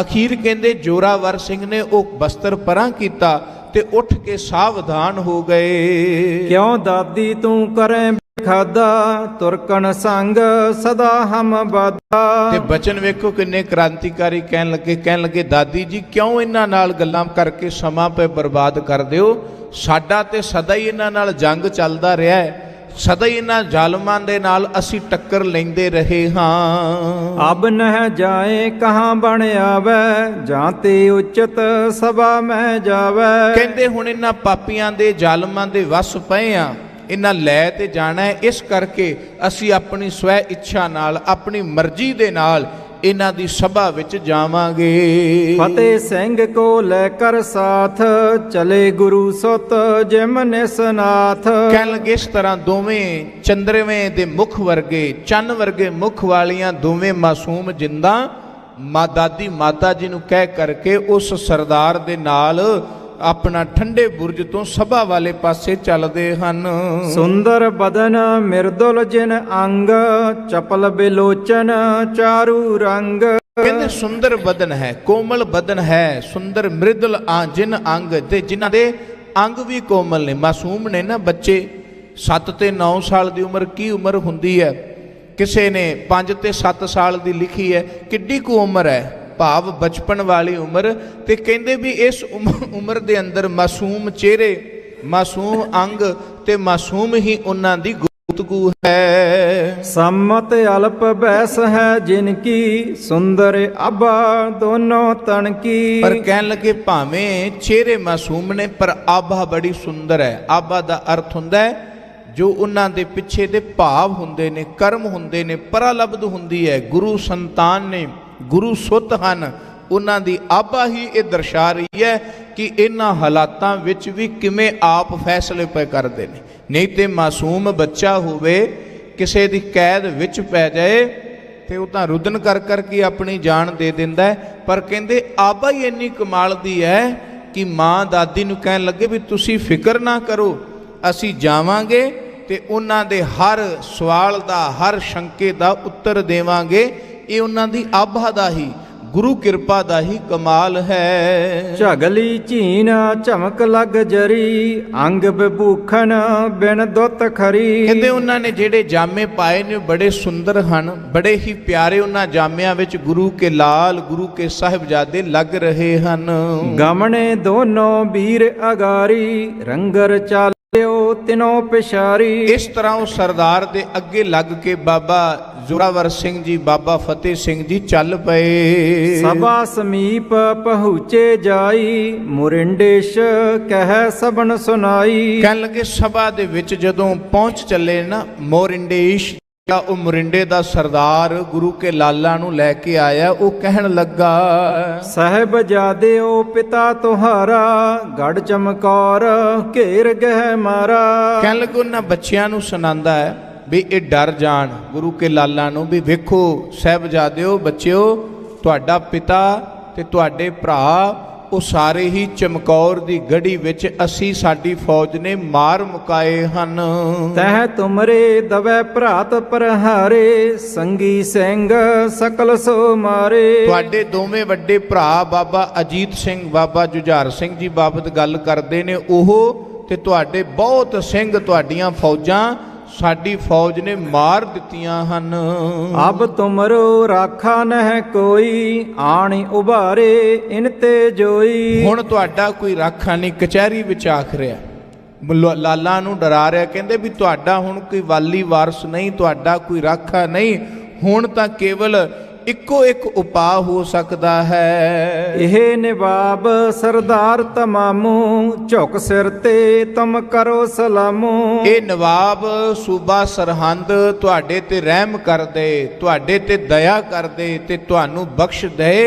ਇਹਦੀ ਰਹਿਮਤਾਈ ਤੇ ਇਸ ਦੀ ਦਇਆ ਦੇ ਉੱਤੇ ਹੀ ਤੁਹਾਡਾ ਜੀਵਨ ਹੁਣ ਟਿਕਿਆ ਹੋਇਆ ਹੈ। ਵੀ ਇਹ ਜੇ ਰਹਿਨੁਮਾਈ ਕਰਦੇ ਤੁਹਾਡੀ, ਇਹ ਤੁਹਾਨੂੰ ਬਖਸ਼ ਦੇਵੇ ਤਾਂ ਤੁਹਾਡਾ ਜੀਵਨ ਬਚ ਸਕਦਾ ਹੈ। ਇਸ ਕਰਕੇ ਜੇ ਇਹਦੀ ਹਮਦਰਦੀ ਲੈਣੀ ਹੈ, ਇਹਦੀ ਰਹਿਨੁਮਾਈ ਲੈਣੀ ਹੈ, ਤਾਂ ਬੜੇ ਪਿਆਰ ਨਾਲ, ਅਧੀਨਗੀ ਨਾਲ ਝੁਕ ਕੇ ਨਵਾਬ ਨੂੰ ਤੁਸੀਂ ਸਲਾਮ ਕਰੋ। ਨਹਿ ਮਾਰੇਂਗੇ ਲਿਹ ਬਚਾਈ, ਜੀਵਤ ਰਹੀਐ ਸੀਸ ਝੁਕਾਈ। ਤੁਹਾਨੂੰ ਮਰਨਗੇ ਨਹੀਂ, ਤੁਹਾਡੀ ਜਿੰਦ ਬਖਸ਼ ਦੇਣਗੇ, ਸਗੋਂ ਤੁਹਾਨੂੰ ਭੇਟਾਵਾਂ ਦੇਣਗੇ, ਧਨ ਇਨਾਮ ਦੇਣਗੇ।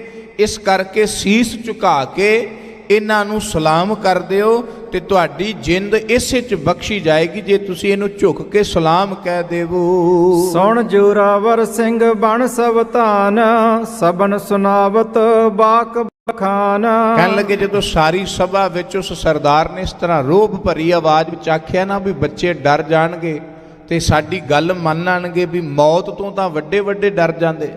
ਵੱਡੇ ਵੱਡੇ ਵਿਦਵਾਨ, ਆਲਮ, ਫਾਜ਼ਲ ਜਿਹੜੇ ਨੇ, ਵਕਤ ਪੈ ਜਾਏ ਤੇ ਉਹਨਾਂ ਨੂੰ ਆਪਣੀ ਵਿਦਿਆ ਭੁੱਲ ਜਾਂਦੀ ਹੈ, ਆਪਣਾ ਗਿਆਨ ਭੁੱਲ ਜਾਂਦਾ, ਆਪਣਾ ਤਰਕ ਭੁੱਲ ਜਾਂਦਾ। ਇੱਕੋ ਗੱਲ ਚੇਤੇ ਰਹਿ ਜਾਂਦੀ ਵੀ ਬਚਣਾ ਕਿਵੇਂ ਹੈ, ਜਿੰਦ ਕਿਵੇਂ ਬਚਾਣੀ ਹੈ। ਪਰ ਕਹਿੰਦੇ ਉਸ ਸਮੇਂ ਕਿਰਪਾ ਵਾਪਰ ਰਹੀ ਹੈ ਸਤਿਗੁਰਾਂ ਦੀ ਕਿ ਜਦੋਂ ਇਹ ਬਚਨ ਕਹੇ ਨਾ, ਬੋਲ ਕਹੇ ਉਸ ਮਰਿੰਡੇ ਦੇ ਸਰਦਾਰ ਨੇ ਵੀ ਤੁਹਾਡੀ ਜਾਨ ਨੂੰ ਜੇ ਕੋਈ ਬਚਾ ਸਕਦਾ ਤੇ ਨਵਾਬ ਵੀ ਹੈ। ਭਾਵ ਨੂੰ ਉਹਨਾਂ ਦੇ ਅੱਗੇ ਇੱਕ ਤਰ੍ਹਾਂ ਦਾ ਦੇਵਤਾ, ਇੱਕ ਤਰ੍ਹਾਂ ਦਾ ਬੜਾ ਵੱਡਾ ਵਚਨ ਸੁਣੇ ਵੀ ਇਹਨੂੰ ਸਲਾਮ ਕਰੀਏ ਝੁਕ ਕੇ। ਤੇ ਜ਼ੋਰਾਵਰ ਸਿੰਘ ਜੀ ਬੜੀ ਕੜਕਵੀਂ ਆਵਾਜ਼ ਵਿੱਚ ਉਹਨਾਂ ਨੂੰ ਜਵਾਬ ਦਿੰਦੇ ਹਨ। ਸ਼੍ਰੀ ਸਤਿਗੁਰ ਜੋ ਪਿਤਾ ਹਮਾਰਾ, ਜਗ ਮੈਂ ਕੌਣ ਸਕਤ ਹੈ ਮਾਰਾ। ਕਹਿਣ ਲੱਗੇ ਤੁਸੀਂ ਕਹਿੰਦੇ ਹੋ ਵੀ ਸਾਡੇ ਪਿਤਾ ਨੂੰ ਤੁਸੀਂ ਜੰਗ ਵਿੱਚ ਮਾਰ ਦਿੱਤਾ ਹੈ। ਸਾਡੇ ਪਿਤਾ ਦਾ ਨਾਂ ਹੈ ਗੁਰੂ ਗੋਬਿੰਦ ਸਿੰਘ ਤੇ ਉਹਨਾਂ ਨੂੰ ਜਗਤ ਵਿੱਚ, ਸੰਸਾਰ ਵਿੱਚ ਅਜੇ ਤੱਕ ਕੋਈ ਐਸਾ ਕੋਈ ਯੋਧਾ ਜੰਮਿਆ ਨਹੀਂ ਜਿਹੜਾ ਉਹਨਾਂ ਨੂੰ ਮਾਰ ਸਕੇ। ਜਿਮ ਆਕਾਸ਼ ਕੋ ਕਿਆ ਕੋਈ ਮਾਰੈ, ਕੌਣ ਅੰਧੇਰੀ ਕੋ ਨਿਰਵਾਰੈ। ਕਹਿਣ ਲੱਗੇ ਪਿਤਾ ਗੁਰੂ ਗੋਬਿੰਦ ਸਿੰਘ ਜੀ ਤਾਂ ਆਕਾਸ਼ ਵਾਂਗੂ ਸਮਰੱਥ ਨੇ। ਹੁਣ ਕੋਈ ਆਕਾਸ਼ ਦੇ ਉੱਤੇ ਗੋਲੀਆਂ ਚਲਾਏ, ਆਕਾਸ਼ ਦੇ ਉੱਤੇ ਤੀਰ ਮਾਰੇ, ਆਕਾਸ਼ ਉਸ ਤੇ ਸ਼ਸਤਰ ਦਾ ਪ੍ਰਹਾਰ ਕਰੇ, ਵੀ ਆਕਾਸ਼ ਨੂੰ ਕੌਣ ਵਿੰਨ ਸਕਦਾ, ਆਕਾਸ਼ ਨੂੰ ਕੋਈ ਮਾਰ ਸਕਦਾ ਹੈ? कोई आखे भी तूफान पिया जांदा है ते मैं अगे बली होकर के योधा बन के तूफान नूं अपनियां बाहां दे बल नाल डक लैणा है, अपनी फौज दे बल नाल डक लैणा है। कदी तूफान भी डके गए ने, कदी हनेरियां भी डकियां गईयां ने, ते कदी आकाश भी किसी दे शस्त्र नाल विन्ने गए ने। गुरु के लाल बाबा जोरावर सिंह जी कहन लगे, साडे पिता गुरु गोबिंद सिंह वो आकाश दे समान, वो तूफान दे समान हन। तुहाडे पास इन्ना समर्थ ही नहीं कि तुसी पिता गोबिंद सिंह नूं पकड़ लवो। मेर चलाए सके नह कोई, सस सूरज नह पकड़न होई। वो तां सुमेर पर्वत वांगू मजबूत हन, उन्हां नूं कोई हिला सकदा है? कोई योधा जिड्डा मर्जी वड्डा बलवान होवे, हज़ारां योधे होण, वो आखण भी असीं सुमेर पर्वत नूं धक्क के अगे लै जांगे। कहते गुरु गोबिंद सिंह सुमेर वर्गे हन। गुरु गोबिंद सिंह महाराज सच्चे पातशाह सस ते सूरज वर्गे हन। उन्होंने चंद्रमा नूं कोई पकड़ सकता है? सूरज नूं कोई पकड़ सकता है? कहते उन्हां दी रहमत, उन्हां दा समर्थ है इन्ना वड्डा है, जिवें चंद ते सूरज नूं कल्पना विच ही कोई पकड़ सकता है। अपनी कल्पना विच तां इन्हां चीज़ां नूं भरिया जा सकता है, पर वैसे उन्होंने पकड़िया नहीं जा सकता।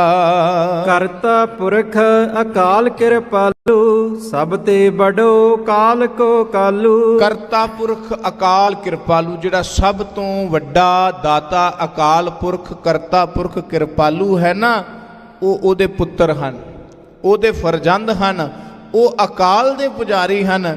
ते सब तो बड़ो काल ते कालू, वो तां काल दे भी काल हन, वो अकाल दे पुजारी हन। ते तुहाडे वर्गे जिहड़े काल तो डरन वाले ने, उस अकाल दे पुत्र दा मुकाबला किवें करनगे? तैसे आगे हम अर्पै सीस, सकल कला समरथ जगदीश। उस अकाल पुरख अगे ही असी ते साडे पिता जी ने सीस अर्पण कीता होया। इस करके भाव ये समझा रहे ने गुरु के लाल बाबा जोरावर सिंह जी भी सानू सीस झुका के अपनी जिंद बख्शाण दा लोभ प्रलोभ ना दिओ, सानू डर ना दिओ भी ये बादशाह तुहानू ये वजीर मार देगा। कहंदे असी अपना सीस झुका बैठे हैं, एको वारी असी अकाल पुरख वाहिगुरू दे चरनां विच अपना सीस रख दिता है। ते हुण किसी झूठे बादशाह अगे, झूठे वजीर अगे, झूठे मंत्री संतरी अगे साडा ये सिर नहीं झुकेगा। यह नर पामर पाप कमावै, किवें इन आगे सीस निवावै। ते ए जिन्हां दे विच अकाल पुरख वाहिगुरू दी मत बख्शी हुई है रब ने, जो अकाल दे पुजारी ने, उन्हां अगे तां सीस झुक सकदा है, पर ये तां पामर ने, नीच बंदे ने, ते ये पाप कमांदे ने।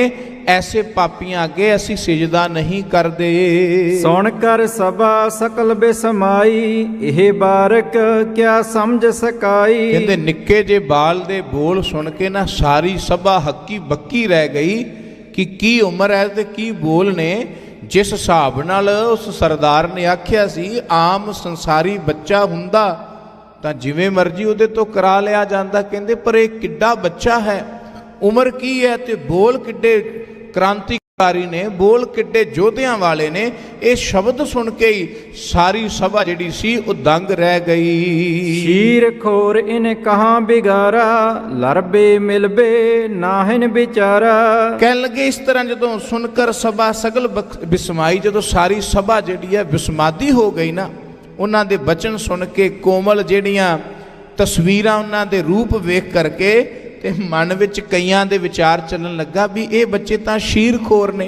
भाव की अजे तक तां इन्हां नूं अपनी खुराक दे इंतजाम दा भी नहीं पता।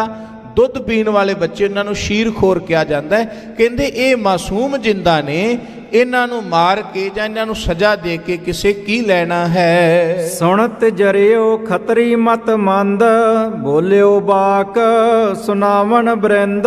पर सुच्चा नंद दे अंदर पलदा होया वैर दा सप जिहड़ा सी ना, वो ज्यों-ज्यों बालक नूं बच्चियां नूं देखदा सी, त्यों-त्यों होर जहर विच भर जांदा सी। ते उहने पूरा मन बनाया होया सी भी मैं इन्हां नूं वापस इस तरह जान नहीं देना, रिहा नहीं होण देना, क्योंकि उहदा अपना वैर, अपनियां अंदर दियां नफरत दियां अग्गां जिहड़ियां सन वो ये करन लई उहनूं मजबूर कर रहीआं सन। इस करके जदों बालक दे बाबा जोरावर सिंह जी दे वचन सुने, जिथे होर विस्मादी हो गए, होर जेडे शांत हो गए, ਤਾਂ ਸੁੱਚਾ ਆਨੰਦ ਭੜਕ ਉੱਠਿਆ। ਇਹ ਨਾਗਣ ਕੇ ਬੱਚੇ ਛੋਟੇ, ਨਖ ਸਿੱਖ ਜ਼ਹਿਰ ਭਰੇ ਅਤੇ ਖੋਟੇ। ਕਹਿਣ ਲੱਗਾ ਵੇਖੋ ਸੂਬਾ ਇਹ ਸਰਹੰਦ, ਇਹ ਬੱਚੇ ਜਿਹੜੇ ਨੇ ਨਾਗ ਦੇ ਬੱਚੇ ਨੇ ਤੇ ਜ਼ਹਿਰ ਨਾਲ ਸਿਰ ਤੋਂ ਲੈ ਕਰਕੇ ਪੈਰਾਂ ਤੱਕ ਭਰੇ ਹੋਏ ਨੇ। ਇਹਨਾਂ ਦੇ ਬੋਲ ਵੇਖੋ ਜ਼ਹਿਰ ਵਰਗੇ ਨੇ। ਇਹ ਨਾਗ ਦੇ ਬੱਚੇ ਨੇ, ਇਸ ਕਰਕੇ ਇਹਨਾਂ ਤੇ ਰਹਿਮ ਨਾ ਕਰਿਓ। ਨਹਿ ਨਿਬਾਬ ਕੋ ਕਰੈ ਸਲਾਮੋ, ਡਰਪਤ ਨਹੀਂ ਬਿਲੋਕ ਤਮਾਮੋ। ਤੁਹਾਨੂੰ ਇਹਨਾਂ ਨੇ ਸਲਾਮ ਤੱਕ ਨਹੀਂ ਕੀਤਾ ਤੇ ਇੰਨੀ ਤਮਾਮ ਉਮਰਾਵਾਂ ਨੂੰ ਵੇਖ ਕੇ ਵੀ ਇਹਨਾਂ ਦੇ ਅੰਦਰ ਡਰ ਖੌਫ ਨਾਂ ਦੀ ਚੀਜ਼ ਪੈਦਾ ਨਹੀਂ ਹੋਈ। ਇਨਕੇ ਔਰ ਹੰਕਾਰ ਬੜੇਰੇ, ਕਿਵੇਂ ਇਹ ਝੁਕੈ ਨਵਾਬ ਅਗੇਰੇ। ਕਹਿਣ ਲੱਗੇ ਜੀ ਇਹ ਬੜੇ ਹੰਕਾਰੀ ਨੇ, ਤੁਹਾਡੇ ਅੱਗੇ ਝੁਕਣਗੇ ਨਹੀਂ, ਤੁਹਾਡੇ ਅੱਗੇ ਨਾ ਸਲਾਮ ਨਹੀਂ ਕਰਨਾ। ਇਹ ਬੜੇ ਤੁਹਾਡੇ ਤੋਂ ਬਾਗੀ ਨੇ ਤੇ ਤੁਹਾਡੇ ਨਾਲ ਇਹਨਾਂ ਦੀ ਬਣ ਨਹੀਂ ਆਉਂਦੀ, ਇਹ ਆਪਣੀ ਹੰਕਾਰ ਵਿੱਚ ਹਨ। ਬਹੁਰ ਬਜੀਦ ਖਾਨ ਬਚ ਕਹਿਓ, ਭਰਾਤ ਪਿਤਾਦਕ ਨਹਿ ਕੋ ਰਹਿਓ। ਕਹਿਣ ਲੱਗੇ ਸੂਬਾ ਸਰਹੰਦ ਫਿਰ ਡਰਾਨ ਲੱਗਾ। ਵਜ਼ੀਰ ਖਾਨ ਕਹਿਣ ਲੱਗਾ ਕਿਉਂ ਮਨ ਮਾਨੀਆਂ ਕਰਦੇ ਹੋ, ਕਿਉਂ ਬੱਚਿਆਂ ਵਾਲੀਆਂ ਗੱਲਾਂ ਕਰਦੇ ਹੋ? ਤੁਹਾਡੇ ਬਾਪ ਨੂੰ ਤੇ ਤੁਹਾਡੇ ਭਰਾਵਾਂ ਨੂੰ ਅਸੀਂ ਮਾਰ ਮੁਕਾਇਆ ਹੈ। ਦੀਨ ਬਿਖੈ ਆਵੋ ਤੁਮ ਅਬੈ, ਤੁਰਕ ਸ਼ਰਾ ਕੋ ਮਾਨੋ ਸਬੈ। ਪਰ ਤੁਸੀਂ ਬੱਚੇ ਹੋ ਤੇ ਤੁਹਾਡੀ ਜਿੰਦ ਮੈਂ ਬਖਸ਼ ਦਿਆਂਗਾ ਜੇ ਤੁਸੀਂ ਮੇਰੇ ਆਖੇ ਲੱਗ ਜਾਓ, ਮੇਰੀ ਗੱਲ ਮੰਨ ਲਓ। ਗੱਲ ਕੀ ਹੈ ਵੀ ਦੀਨ ਦੇ ਵਿੱਚ ਆ ਜਾਓ, ਮੇਰੇ ਧਰਮ ਨੂੰ ਮੰਨ ਲਓ, ਮੇਰੇ ਦੀਨ ਵਿੱਚ ਆ ਜਾਓ ਤੇ ਮੇਰੀ ਦੀਨ ਦੇ ਵਿੱਚ ਆ ਕਰਕੇ ਸ਼ਰ੍ਹਾ ਦੇ ਪਾਬੰਦ ਹੋ ਜਾਓ ਤਾਂ ਮੈਂ ਤੁਹਾਡੀ ਜਿੰਦ ਬਖਸ਼ ਦਿਆਂਗਾ। ਪੁਨ ਤੁਮ ਕੋ ਦੇਹ ਬਹੁ ਬੜਿਆਈ, ਗਜ ਬਾਜੀ ਅਰ ਧਨ ਸਮਦਾਈ। ਤੇ ਫਿਰ ਤੁਹਾਨੂੰ ਬਹੁਤ ਭੇਟਾਵਾਂ ਵੀ ਦਿੱਤੀਆਂ ਜਾਣਗੀਆਂ, ਧਨ ਦੌਲਤ ਪਦਾਰਥ ਮਹਿਲ ਮਾੜੀਆਂ ਹਾਥੀ ਘੋੜੇ ਦੇ ਕਰਕੇ ਤੁਹਾਨੂੰ ਨਿਵਾਜ ਦਿਆਂਗਾ ਜੇ ਤੁਸੀਂ ਮੇਰੇ ਦੀਨ ਨੂੰ ਮੰਨ ਲਵੋ। ਹਜ਼ਰਤ ਨਿਕਟ ਆਪਣੇ ਰਾਖੈ, ਪਾਲਣ ਪੋਸਣ ਕੋ ਅਬ ਲਾਖੈ। ਕਹਿਣ ਲੱਗੇ ਤੁਸੀਂ ਸੂਬਾ ਵਜੀਦ ਖਾਨ ਦੇ ਖਾਸ ਮਾਤ ਹਿੱਤ ਬਣ ਜਾਓ, ਖਾਸਮ ਖਾਸ ਬਣ ਜਾਓਗੇ, ਅਸੀਂ ਤੁਹਾਨੂੰ ਬਿਲਕੁਲ ਆਪਣੇ ਨੇੜੇ ਰੱਖਾਂਗੇ। ਦੇਹ ਗ੍ਰਾਮ ਕੁਛ ਬੜੋ ਬਣਾਵੈ, ਕੇਤਕ ਚਮਹੂ ਸੰਗ ਤੁਮ ਲਾਵੈ। ਜਿਸੇ ਤਰ੍ਹਾਂ ਸਾਡੀ ਗੱਲ ਮੰਨਦੇ ਰਹੋਗੇ ਤੇ ਤੁਹਾਨੂੰ ਇੱਕ ਵੱਡਾ ਥਾਂ ਵੱਡਾ ਖੇਤਰ ਦੇ ਦਿੱਤਾ ਜਾਏਗਾ, ਫੌਜ ਦੀ ਟੁਕੜੀ ਦੇ ਦਿੱਤੀ ਜਾਏਗੀ। ਇਸ ਤਰ੍ਹਾਂ ਤੁਹਾਡਾ ਜੀਵਨ ਸੁਖ ਤੇ ਆਨੰਦ ਨਾਲ ਬਤੀਤ ਹੋ ਜਾਵੇਗਾ। ਜਿਮ ਹਮ ਕਰੈ ਅਦਕ ਸਿਰਦਾਰੀ, ਤਿਮ ਹੋਵੋਗੇ ਲਿਹੋ ਸੁਖ ਭਾਰੀ। ਵਜੀਦ ਖਾਨ ਕਹਿਣ ਲੱਗਾ ਵੀ ਵੇਖੋ ਜਿਵੇਂ ਅਸੀਂ ਸਰਦਾਰੀ ਕਰ ਰਹੇ ਹਾਂ ਨਾ ਸੂਬਾ ਬਣ ਕੇ ਇੱਥੋਂ ਦਾ ਸਰਹੰਦ ਦਾ, ਇਸੇ ਤਰ੍ਹਾਂ ਜੇ ਤੁਸੀਂ ਮੇਰੇ ਮਾਤ ਹਿੱਤ ਰਹੇ ਤੇ ਤੁਹਾਨੂੰ ਵੀ ਸਰਦਾਰੀਆਂ, ਤੁਹਾਨੂੰ ਵੀ ਵਜ਼ੀਰੀਆਂ ਸੂਬੇਦਾਰੀਆਂ ਮਿਲ ਜਾਣਗੀਆਂ।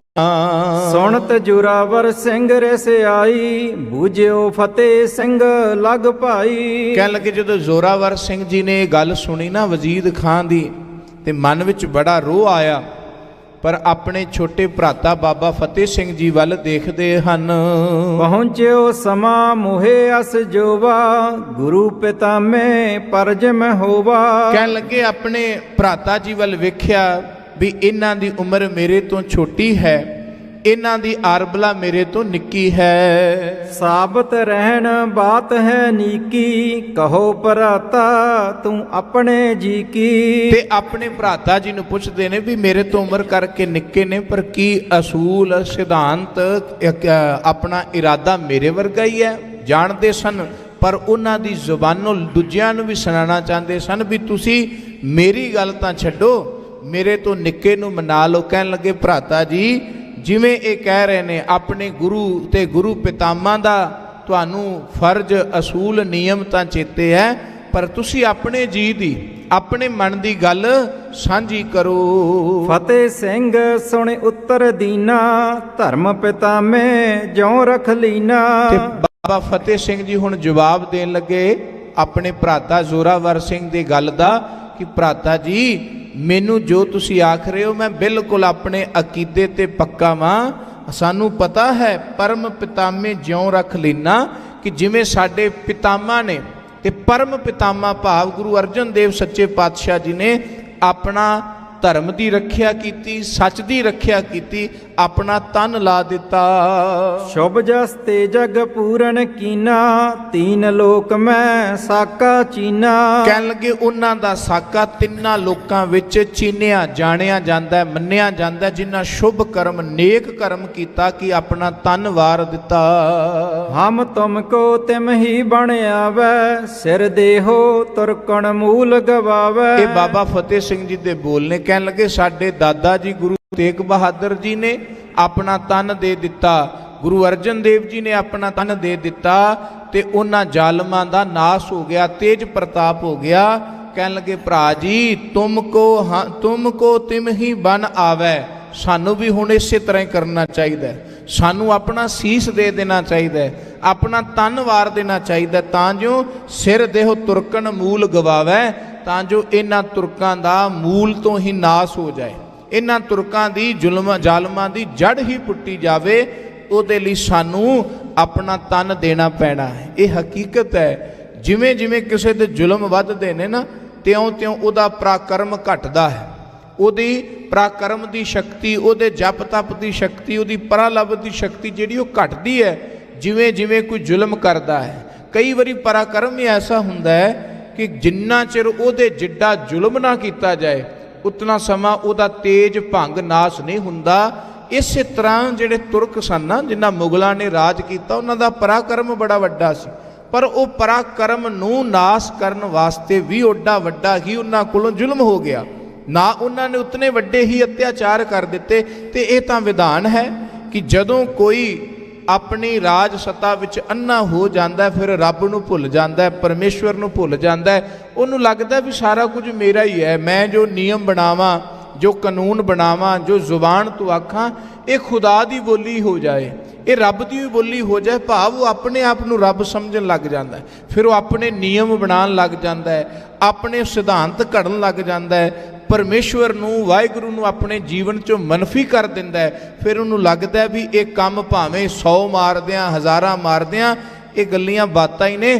ਪਰ ਹਕੀਕਤ ਇਹ ਹੈ, ਉਹ ਜਿਵੇਂ ਜਿਵੇਂ ਆਪਣੀ ਹਨੇਰਗਰਦੀ ਵਿੱਚ ਜਾਂਦਾ ਹੁੰਦਾ, ਤਿਉਂ ਤਿਉਂ ਪਰਮਾਤਮਾ ਵੱਲੋਂ ਉਹਦਾ ਪਾਪ ਦਾ ਘੜਾ ਭਰਦਾ ਹੁੰਦਾ, ਪਰਾਕਰਮ ਨਾਸ ਹੁੰਦਾ ਹੈ। ਤੇ ਜਿਸ ਦਿਨ ਉਹਦਾ ਪਰਾਕਰਮ ਖਤਮ ਹੋ ਗਿਆ, ਪਾਪਾਂ ਦਾ ਘੜਾ ਭੱਜ ਜਾਂਦਾ ਹੈ, ਤੇ ਫਿਰ ਜੀਵਨ ਵਿੱਚ ਉਹਦੇ ਬਿਲਕੁਲ ਬਰਬਾਦੀ ਦੇ ਦਿਨ ਸ਼ੁਰੂ ਹੋ ਜਾਂਦੇ ਨੇ। ਇਹ ਗੁਰੂ ਗੋਬਿੰਦ ਸਿੰਘ ਮਹਾਰਾਜ ਨੇ ਆਪ ਹੀ ਬਚਨ ਕੀਤੇ ਨੇ। ਜਦੋਂ ਗੁਰੂ ਤੇਗ ਬਹਾਦਰ ਮਹਾਰਾਜ ਸੱਚੇ ਪਾਤਸ਼ਾਹ ਜੀ ਦੀ ਸ਼ਹਾਦਤ ਹੋਈ ਤੇ ਸਤਿਗੁਰਾਂ ਨੇ ਕਿਹਾ ਇਹ ਹੋਣੀ ਸੀ, ਕਿਉਂਕਿ ਗੁਰੂ ਕੀ ਸ਼ਹਾਦਤ ਦੇ ਨਾਲ ਹੀ ਇਹਨਾਂ ਦੇ ਸਿਰ ਤੇ ਠੀਕਰਾ ਭੱਜਿਆ ਤੇ ਇਹਨਾਂ ਦਾ ਜੀਵਨ ਜਿਹੜਾ, ਇਹਨਾਂ ਦਾ ਪਰਾਕਰਮ ਜਿਹੜਾ ਨਾਸ ਹੋ ਗਿਆ। ਤਾਂ ਉਹਨਾਂ ਬਚਨ ਕੀਤੇ ਸਨ, ਠੀਕਰ ਫੋਰ ਦਲੀਸ ਸਿਰ ਪ੍ਰਭਪੁਰ ਕੀਆ ਪਿਆਨ, ਤੇਗ ਬਹਾਦਰ ਸੀ ਕਿਰਿਆ ਕਰੀ ਨਾ ਕਿਨਹੂ ਆਨ। ਕਹਿੰਦੇ ਇਤਨੀ ਉੱਚੀ ਕਿਰਿਆ ਇਹ ਗੁਰੂ ਤੇਗ ਬਹਾਦਰ ਮਹਾਰਾਜ ਜੀ ਦੇ ਹਿੱਸੇ ਆਈ। ਉਹਨਾਂ ਆਪਣੇ ਤਨ ਦਾ ਇਹ ਭਾਂਡਾ ਉਹਨਾਂ ਦੇ ਸਿਰ ਭੰਨ ਦਿੱਤਾ ਤੇ ਸਮਝੋ ਉਹਨਾਂ ਦਾ ਸਿਰ ਹੀ ਭੱਜ ਗਿਆ, ਸਮਝੋ ਉਹਨਾਂ ਦਾ ਤੇਜ ਹੀ ਖਤਮ ਹੋ ਗਿਆ। ਉਹੀ ਬਚਨ ਹੁਣ ਬਾਬਾ ਫਤਿਹ ਸਿੰਘ ਜੀ, ਬਾਬਾ ਜ਼ੋਰਾਵਰ ਸਿੰਘ ਜੀ ਨੂੰ ਕਹਿਣ ਲੱਗੇ ਵੀ ਭਰਾਤਾ ਜੀ, ਇਹ ਤਾਂ ਆਪਣੇ ਤਨ ਸਾਨੂੰ ਦੇਣੇ ਪੈਣੇ ਨੇ, ਆਪਣੇ ਸਰੀਰ ਲਾਣੇ ਪੈਣੇ ਨੇ, ਤਾਂ ਹੀ ਇਹਨਾਂ ਜ਼ੁਲਮਾਂ ਦੀ, ਜ਼ਾਲਮਾਂ ਦੀ ਜੜ ਜਿਹੜੀ ਹੈ ਉਹ ਪੱਟੀ ਜਾਵੇਗੀ। ਹਿੰਦੂ ਧਰਮ ਜਾਗ ਹੈ ਫੇਰ, ਤਨ ਸਭ ਨਾਸਵੰਤ ਹੀ ਹੇਰ। ਕਹਿ ਲਗੇ ਤਨ ਤਾਂ ਨਾਸਵੰਤੀ ਹੈ, ਇਹਨੇ ਅੱਜ ਨਹੀਂ ਤਾਂ 2-4 ਦਿਨਾਂ ਬਾਅਦ ਨਾਸ ਹੋ ਜਾਣਾ। ਪਰ ਜਿਹੜਾ ਕੀਮਤੀ ਮੌਕਾ ਮਿਲਦਾ ਪਿਆ, ਇਤਨਾ ਸੁਹਾਵਣਾ ਮੌਕਾ ਮਿਲਦਾ ਪਿਆ ਵੀ ਸਾਨੂੰ ਇਹ ਤਨ ਉਸ ਥਾਂ ਤੇ ਲਾਣ ਲਈ ਮਿਲਦਾ ਪਿਆ ਵੀ ਜਿੱਥੇ ਲਾ ਕੇ ਸਾਡੀ ਕੌਮ, ਸਾਡੇ ਧਰਮ ਦਾ ਤੇ ਸੱਤ ਦਾ ਜੇ ਜੀਵਨ ਵੱਡਾ ਹੋ ਸਕਦਾ ਹੈ ਤੇ ਅਸੀਂ ਆਪਣੀ ਜਾਨ ਦੇ ਦੇਣੇ। ਇਹ ਅੱਲਾ ਯਾਰ ਖਾਨ ਜੋਗੀ ਨੇ ਵੀ ਬਚਨ ਲਿਖੇ, ਕਹਿੰਦੇ ਉਹਨਾਂ ਗੁਰੂ ਕੇ ਲਾਲਾਂ ਦੀ ਅਵਸਥਾ ਮੰਨਦੀ ਇਹ ਸੀ ਕਿ ਹਮ ਜਾਨ ਦੇकर औरों की जान बचा चले, ਸਿੱਖੀ ਕੀ ਸਲਤਨਤ ਹੈ ਸਿਰੋਂ ਪੇ ਉਠਾ ਚੱਲੇ। ਵੀ ਅਸੀਂ ਤਾਂ ਆਪਣੀ ਜਾਨ ਦੇ ਕੇ ਹੋਰਾਂ ਦੀ ਜਾਨ ਬਚਾ ਕੇ ਚੱਲੇ ਆ। ਅਸੀਂ ਤਾਂ ਆਪਣਾ ਤਨ ਦੇ ਦਿਆਂਗੇ, ਪਰ ਅਸੀਂ ਆਪਣੇ ਤਨ ਦੇ ਨਾਲ ਸਮਝ ਲਓ ਉਹ ਨੀਂਹ ਪੱਕੀ ਕਰਾਂਗੇ, ਜਿਸ ਨੀਂਹ ਦੇ ਬਲ ਬੂਤੇ ਤੇ ਸੱਚ ਹੱਕ ਕੌਮ ਦਾ ਜਿਹੜਾ ਮਹਿਲ ਉਸਰੇਗਾ। ਇਹ ਬਾਬਾ ਫਤਿਹ ਸਿੰਘ ਜੀ ਨੇ ਬੋਲ ਕਹੇ। ਦੀਨ ਬਿਖੈ ਲਿਆਵਣ ਕੇ ਹੇਤ, ਕਹਿਓ ਪਿਤਾ ਮੈਂ ਕਹੋ ਬਹੁ ਦੇਤ। ਬਾਬਾ ਫਤਿਹ ਸਿੰਘ ਜੀ ਕਹਿਣ ਲੱਗੇ, ਵੇਖੋ ਇਹ ਦੀਨ ਦੇ ਵਿੱਚ ਲਿਆਉਣ ਵਾਸਤੇ ਤਾਂ ਸਾਡੇ ਪਿਤਾਮਾ ਨੂੰ ਭਾਵ ਦਾਦਾ ਜੀ ਨੂੰ ਵੀ ਇਹਨਾਂ ਨੇ ਬੋਲ ਕਹੇ ਸਨ। ਗੁਰੂ ਤੇਗ ਬਹਾਦਰ ਜੀ ਬਾਬਤ ਸੁਣਿਆ ਨਾ ਵੀ ਗੁਰੂ ਤੇਗ ਬਹਾਦਰ ਜੀ ਦੀ ਜਦੋਂ ਸ਼ਹੀਦੀ ਹੋਣ ਲੱਗੀ ਤਾਂ ਉਦੋਂ ਔਰੰਗਜ਼ੇਬ ਨੇ ਉਦੋਂ ਵੀ ਇਹੀ ਬਚਨ ਕਹੇ, ਇਹ ਬੋਲ ਕਹੇ ਸਨ ਵੀ ਤੁਸੀਂ ਦੀਨ ਵਿੱਚ ਆ ਜਾਓ ਤੇ ਤੁਹਾਨੂੰ ਜੀਵਨ ਬਖਸ਼ ਦੇਵਾਂਗੇ। ਧਰਮ ਤੁਰੰਤਰ ਧੀਰਜ ਧਾਰੀ, ਇਨ ਕਹਿਨੇ ਪਰ ਪਣ ਹੀ ਮਾਰੀ। ਬਾਬਾ ਫਤਿਹ ਸਿੰਘ ਜੀ ਕਹਿਣ ਲੱਗੇ ਗੁਰੂ ਤੇਗ ਬਹਾਦਰ ਦਾਦਾ ਸਤਿਗੁਰੂ ਜੀ ਧਰਮ ਦੇ ਤੁਰੰਤਰ ਸਨ, ਧੀਰਜ ਧਾਰੀ ਸਨ। ਇਹਨਾਂ ਦੇ ਬੋਲਾਂ ਤੇ ਇਹਨਾਂ ਦੇ ਬੋਲ ਉਹਨਾਂ ਨੇ ਆਪਣੀ ਜੁੱਤੀ ਦੀ ਨੋਕ ਤੇ ਠੁਕਰਾ ਦਿੱਤੇ। ਇਹ ਮੁਹਾਵਰਾ ਹੈ ਨਾ, ਜਿਵੇਂ ਕਿ ਕਿਸੇ ਦੀ ਕਹੀ ਹੋਈ ਗੱਲ ਜੁੱਤੀ ਦੀ ਨੋਕ ਤੇ ਠੁਕਰਾ ਦੇਣੀ। ਕਹਿੰਦੇ ਬਾਬਾ ਫਤਿਹ ਸਿੰਘ ਵੀ ਉਹ ਬਚਨ ਕਹਿਣ ਲੱਗੇ, ਇਨ ਕਹਿਨੇ ਪਰ ਪਨਹੀ ਮਾਰੀ। ਪਨਹੀ ਜੁੱਤੀ ਦਾ ਨਾਂ। ਕਹਿੰਦੇ ਜਿਹੜੇ ਇਹਨਾਂ ਨੇ ਉਹਨਾਂ ਨੂੰ ਪ੍ਰਸਤਾਵ ਦਿੱਤੇ ਸਨ, ਲੋਭ ਦਿੱਤੇ ਸਨ, ਲਾਲਚ ਦਿੱਤੇ ਸਨ, ਤੇ ਧਰਮੀ ਲੋਭ ਲਾਲਚ ਦੇ ਲਈ ਝੋਲੀ ਨਹੀਂ ਅੱਡਦਾ।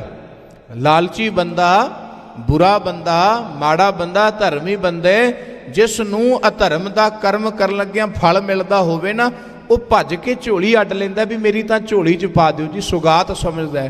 ਪਰ ਕਹਿੰਦੇ ਧਰਮੀ ਅਧਰਮੀ ਜਿਨ੍ਹਾਂ ਲੋਕਾਂ ਨੂੰ ਸੁਗਾਤ ਸਮਝਦੇ ਨੇ, ਕੀਮਤੀ ਚੀਜ਼ਾਂ ਸਮਝਦੇ ਨੇ, ਅਧਰਮੀ ਇਹੋ ਜਿਹੇ ਪ੍ਰਸਤਾਵਾਂ ਨੂੰ ਆਪਣੀ ਜੁੱਤੀ ਦੀ ਠੋਕਰ ਨਾਲ ਠੁਕਰਾ ਦਿੰਦੇ ਨੇ। ਕਹਿੰਦੇ ਗੁਰੂ ਤੇਗ ਬਹਾਦਰ ਮਹਾਰਾਜ ਜੀ ਨੇ ਇਹਨਾਂ ਦੇ ਏਡੇ ਏਡੇ ਪ੍ਰਸਤਾਵ ਆਪਣੀ ਜੁੱਤੀ ਦੀ ਨੋਕ ਤੇ ਠੁਕਰਾ ਦਿੱਤੇ।